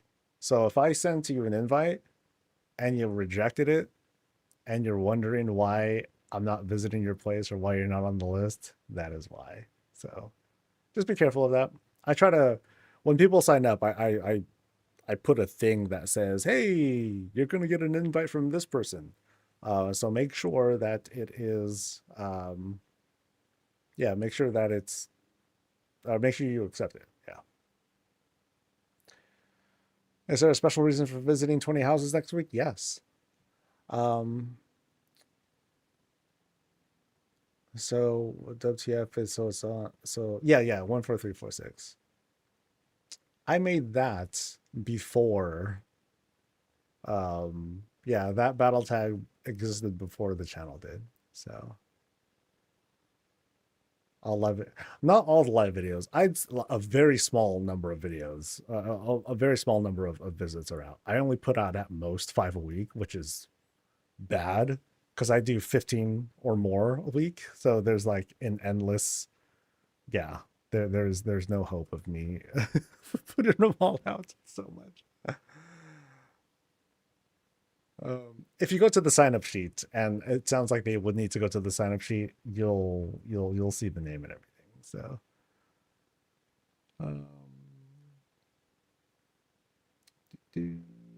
I think I didn't expect it as a byproduct of housing is the fact that when I get a reward for storyline progress, I recognize the item and it makes it more meaningful, not just random loot anymore. Things become, I do notice that too. Things feel a little bit more memorable than they were before. I'll look at certain decor and I'll be like, oh, I know what that's from. And I'll be able to refer a certain piece of decor back to a thing, right? So like a certain crate, oh, I know what that's from.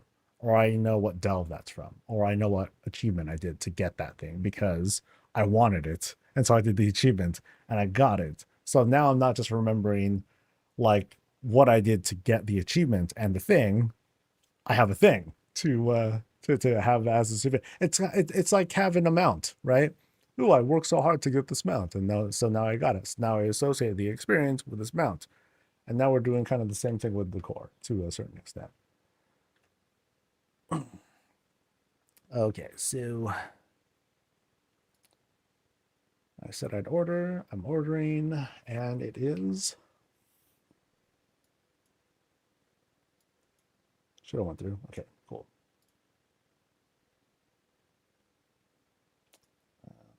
All right, so we got one more for today. Make way for cat.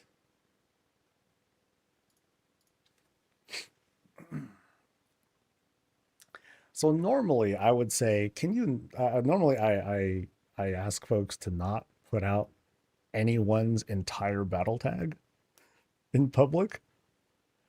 Too late now. I don't have the energy to delete it. Just as a courtesy. Yeah, you don't need to put the whole thing in. All right. Like I said, we got one more for the day. Boo, boo, boo.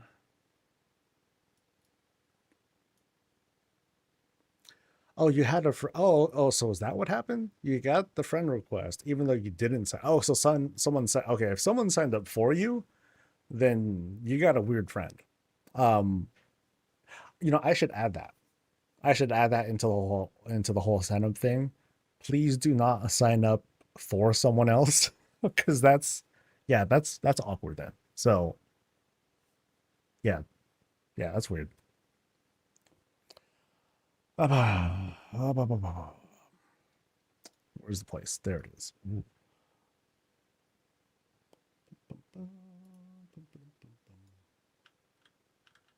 What if you sign up a guildmate? Nope, don't do it. Sign yourself up. Do not sign up for someone else. Because again, that's awkward. All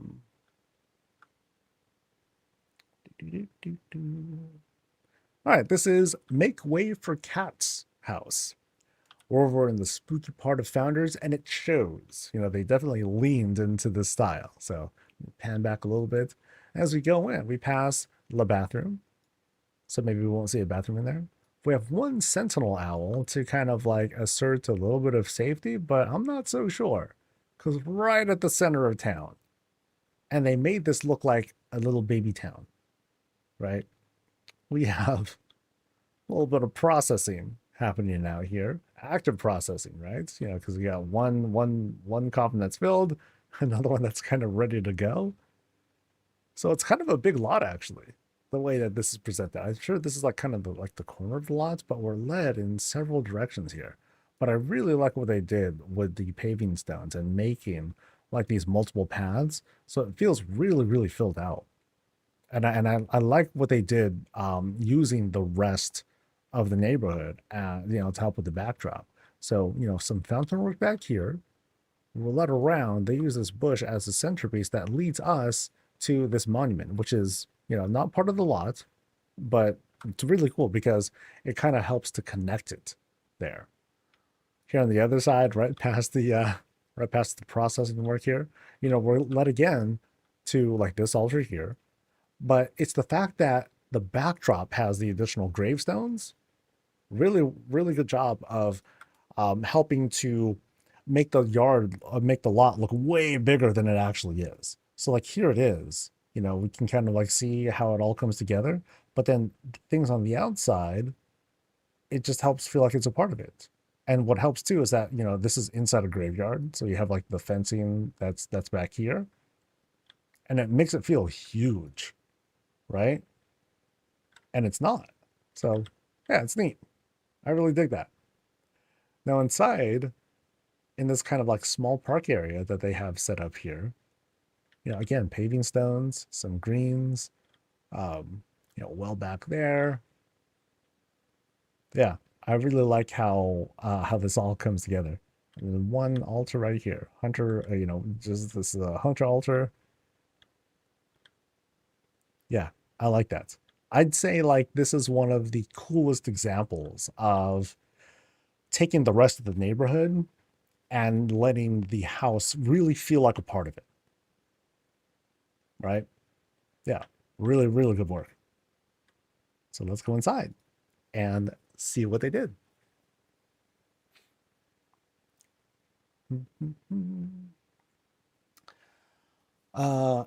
Yeah, Sensei, you like if someone signed up for you without your consent, sorry about that, because I think I tried to resend the invite, and if that was the case, then cool. But yeah, as far as I know, like, you haven't signed up, so, nothing will happen. If you want to sign up though, go for it. But yeah, you'll have, but once you go through the process, because let's see, it's really, we're almost full. Jesus. There's only one more spot left. Holy cow. Okay, this is definitely the fastest that we've filled out. So thanks, guys. I feel loved. I feel I feel like I'm making good content. Wow. Okay. So as soon as we enter, we're presented right with this shot. As soon as we walk in, this is very cool. I like this. It all blends together really well. We have a vaulted, I don't know if it's a vaulted ceiling actually, but it looks like kind of a low ceiling actually. Um, but it feels narrow. It's tight. You can see here, like some of the these bar tables are kind of sunk in to avoid like those big studs. But that's okay with the clip. It's being used as like benches. But yeah, I just like the vibe of this. This feels really cool. Very, very intimate. Now, as we first walk in, it gets kind of grim too. We got coffins as benches, which is like, do I want to sit on that? We have coffins as watered parts of a trellis, which is also, interesting choice. But then they tried to pretty it up, and I guess I can't fault them for that. But I love this. This feels really cool. We have like this big flanking set of like books, library stuffs. I'm not sure if this is a door or not. That is not a door. What about this one? This one is also not a door. But we do have some objects there, so that might mean something like a little bit later. So we'll let that be. So we go through this little hallway, enter like this sort of like, not a sort of a T-shaped room, but it's not. It's more like this vaulted room. This is neat. I really like this. It's a wooden it's a mini grand climb, right? We go up, boop boop boop, boop boop boop, and okay, interestingly enough, we're not even presented with a way to go in. We got to like jump over or whatnot. So that's going to be something else. I'll leave that be. I'll let myself find my way to that spot, right? But I like this. Very, very cool tyranny. Because we have the Kraken fireplaces right over there, spooky stuff over there. All right, and more spooky stuff. Well, okay, maybe spooky stuff over there. So we can go left or right for the most part.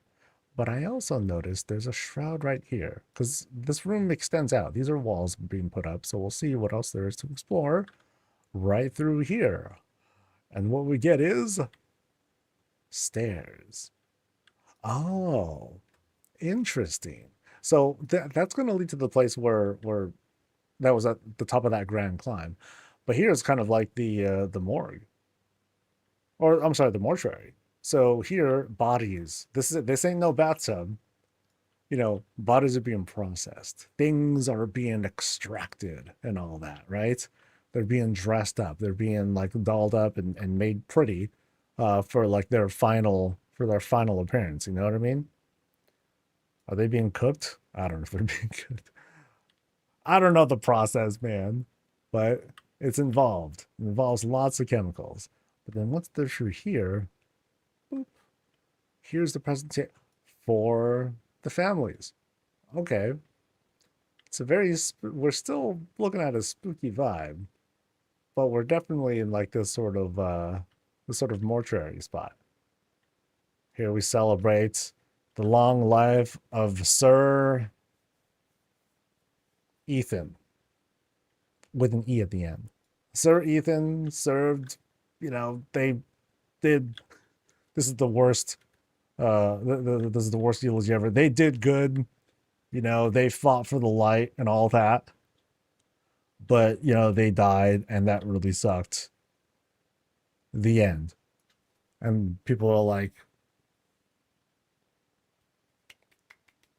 I gotta get out of here, this guy sucks. And so maybe like the public comes in through there. But now that we're here, now we gotta take a look and see what's going on. So as the public facing person, So I just heard the worst eulogy ever. Okay, great. I want to kill myself. Yeah, it was so bad. Let's go out. Let's get out of here. Let's get ourselves some refreshments because that's why I came here. Funeral crashers. Some folks, they just come in for the food, right? So right through here in this hidden shroud is not food. But let's see what else is going on here. So here's me. So we're exploring. We're looking for the food because we're just trying to get free food at the funerals and all that. So where's the food? This is not the way to the food. Okay. But I'm confident. I'm fairly confident. I'm sure there you can find some food in this crypt somewhere around here. Yep. There seems to be more crypt back there. Now, can I get back there? Do I want to get back there, actually? That's a better question. Because, oh, it's okay. Okay, I have Acris staring at me. That's not a good sign. Maybe I should back out of here. Now, actually, can I get to the other side of here? Let me see. The trellis is definitely not letting me go back there. But it might not be. We'll have to keep exploring and find out. Because this was this was a secret spot. So we go through. So we're still looking for the food. And now we've entered the main room again. And now I think we're closer to the food. So here's kind of like a waiting area. Remember, we were just watching someone's funeral. So there's got to be kind of a public place for people to like, chill, hang out. So there's some fruit. There's that. But while we're here, there is like some, attempts to be like festive. It's like, yeah, welcome to your friend's final resting place. Please enjoy the great vibes. Yeah. With the same energy that they put into the eulogy. Yeah, he died and it kind of sucks and that's the end. Oh, it's a bedroom actually. Oh shoot. So is this where the owner of the mortuary like lives and hangs out? Because maybe they have some sense of fun. But they don't do a lot to project it for others. The food is all the wooden meat crates you have to butcher and cook. It's like, yo, dude, you just passed by the kitchen, man. It's like, what are you talking about? Yeah, the kitchen was right over here, right through this shroud, and boom, kitchen. Hello. Duh. Oh, that'd be gruesome. Oh, I didn't even look back here, actually. Let me see this, because we're still in this room here. Whatever the case, though, this mortuary is busy. They're constantly processing stuff. Yeah. They're spending all this time. They're making new coffins, putting new things together. Nice touch with that, too.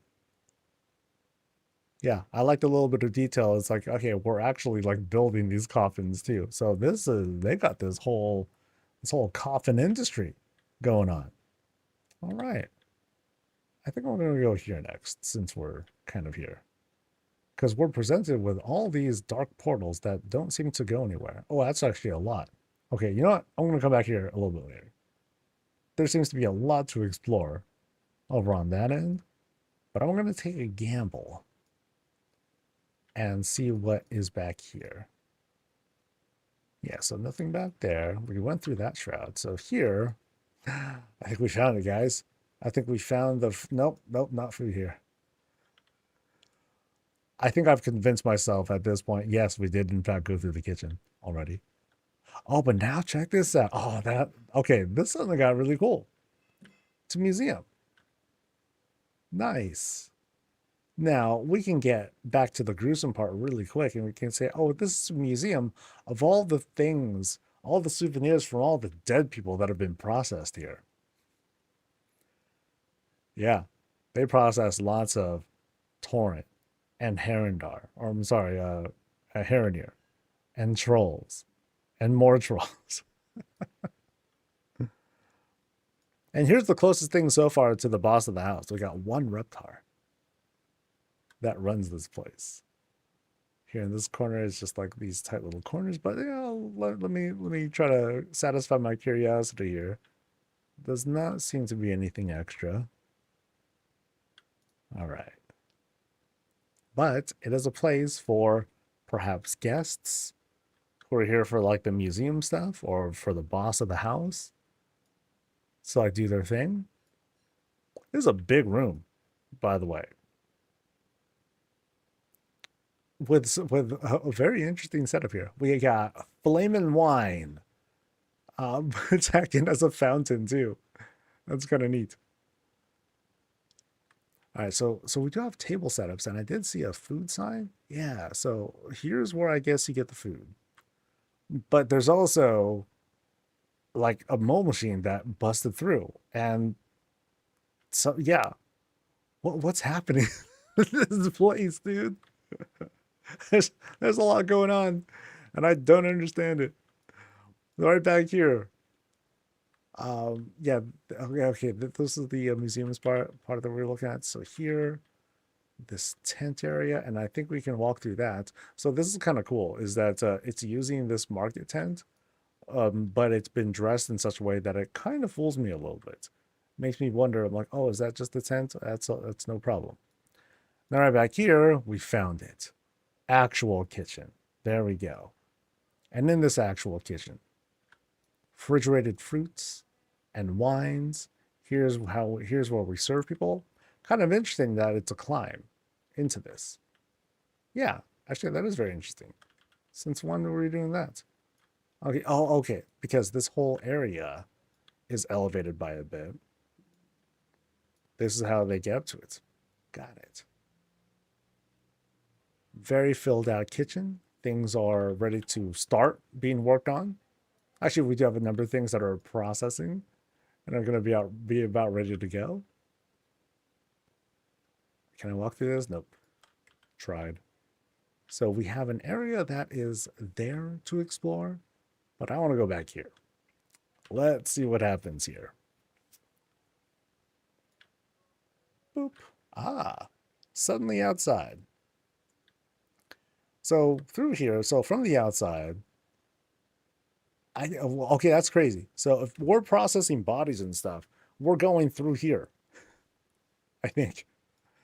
So as people are eating, doing their thing, this is like a street where the wagons with the dead bodies are like going through, being processed and all that. Or at least they're unloaded here and then they're carried through the dining area. That is a sanitation choice for sure. Now, as for what's out here, not too sure. It's just kind of like this opening for, kind of like, I don't know, setting up their wagons and working on stuff. Someone happens to live out here. So perhaps we can tell the story of, hey, this is just, the outside lots.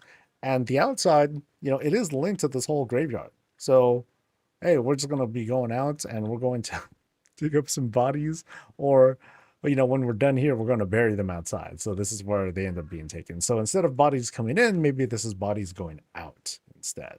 It just happens to be very publicly seen for folks who might happen to be like eating here and stuff.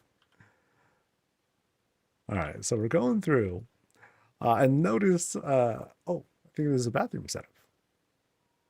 A mostly open air bathroom with a shroud to kind of mask us, right? Boop, boop. In we go. Notice we have the Gilnean walls that are being used as countertops here, plus one more, I believe it's a dwarven style table. Yeah, iron forged bench, yep. Very cool. And now I think we're ready to retreat to the other end here. So past all this, I admire this. This is a great setup, by the way. Yeah, really, really cool setup on the stairs. All right, now we return to this kind of library style room. So in this spot, big old green fireplace setup flanked by these dark portal, More like library skins or, shelf skins. I like the vibe here, though. This looks neat. Boop. Actually, I'm going to go back here. I want to take a shot of this stairwell. Yeah. Really cool setup there. But we'll go left. Right under the gazebo setup. So it's being used as a sort of transition room. I'll turn on the glow, for the vibes. And then all of a sudden, we shift really hard. Okay, so we went from this kind of spooky museum morgue kind of vibe and into like this really deep elven spot.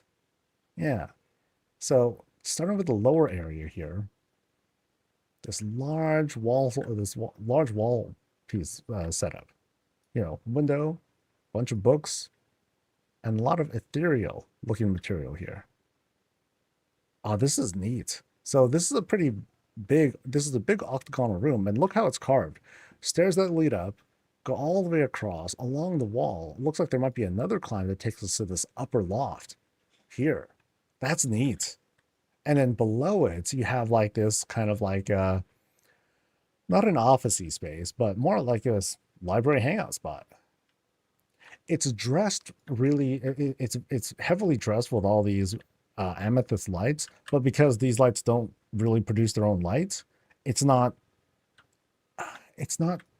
I guess, messing with the whole vibe of things. It's not trying to take over with the lighting. I mean, they're big lights and all that. Don't get me wrong, but it's not a brightening of the space so much that it's like distracting, because it can easily do that.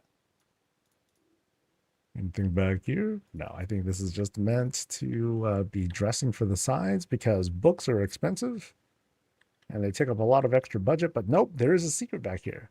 Ooh. Oh, wow. A very secret kind of like a Haronier / Aerocoa lab. Oh, that's dope. Oh, that's neat. Because they have the warning light back here too. That's sick. It has that whole pulsing feel to it. That's a neat thing to have carved in. Yeah. So it's like, while we do have like some studying and whatnot back here, there's some secrets that are hidden back here too. That's awesome. Yeah, so we go up here now into bed. Okay, so this kind of acts as a bedroom sort of loft area where they can have their own sorts of experiments. Notice how we have like the kind of like redundant shelves. Well, unfortunately, I don't think there are empty versions of those. I'm not entirely certain. But we also have some processing back here. A bit more natural processing. Plants are being ground up and used for all sorts of random purposes that might have to do with the rest of the house, with the whole morgue and everything. But then we have a second bed in this upper loft. So we're right above that chemistry lab kind of thing. The whole Aerocoa / Haronier lab. Great use of space on this corner here. Yeah. And from the looks of it, this budget is full. So there's not much for me to comment on with the open space here. Without a budget, what can I say?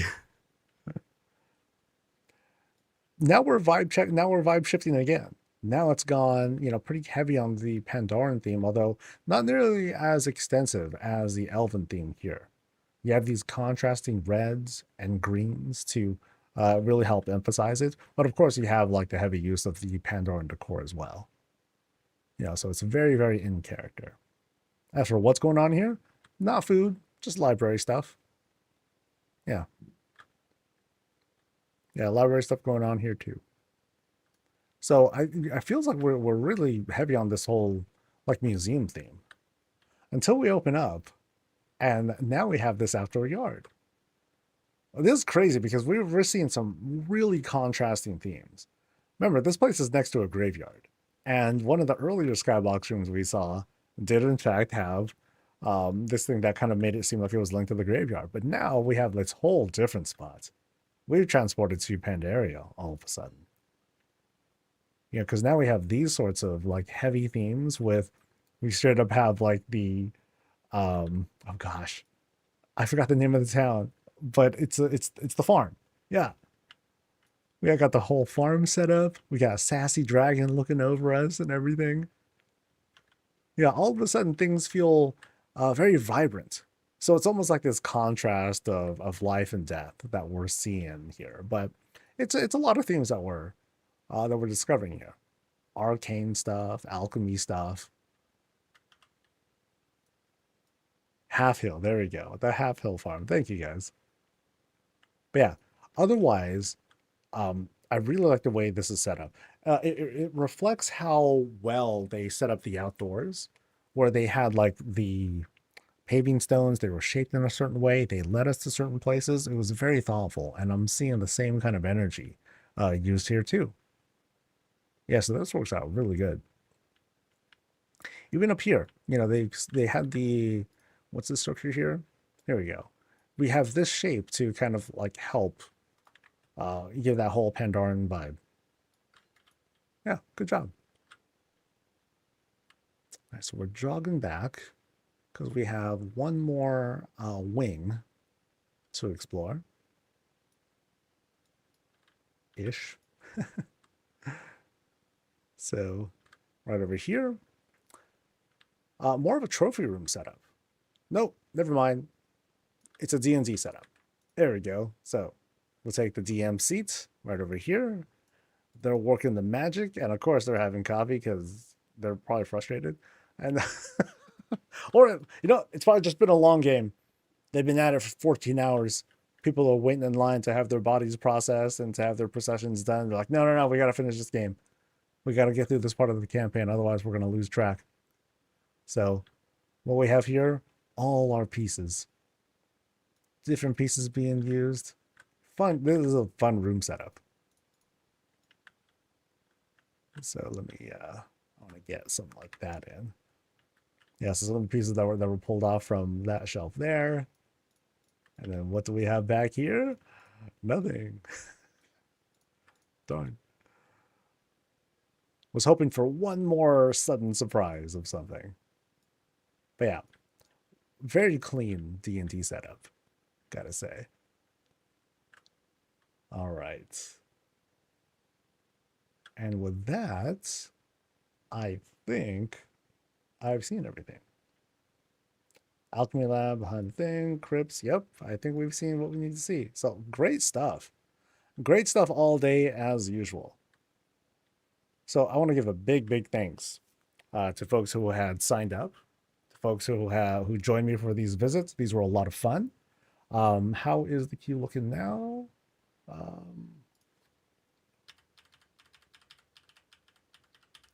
And we're full. Holy cow. So we filled up in 2.5 hours. Crazy. Absolutely crazy. So I'm very grateful for the demand from people who want us to check out their place.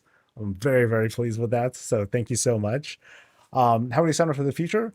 There's a link that's provided. It's below the stream. And then at 10 o'clock Pacific, 10 a.m. Pacific, every Tuesday, that's when they open up.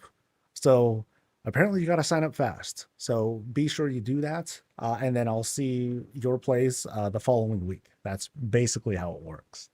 But yeah, big thanks to folks. I'm really grateful for the excitement that we have for housing. You know, because we're just looking at stuff. And I know that people want to obviously get more out of it, but at least for what we get, we're getting really good right now. So again, I want to give a big thanks to everyone who joined me. I'll see you tomorrow for another 5 visits, and you guys have a great rest of the week. Until then, great rest of the day. Yeah. I'll see you guys tomorrow, though. Trust. Until then, though, stay safe, stay healthy, and as always, stay breezy.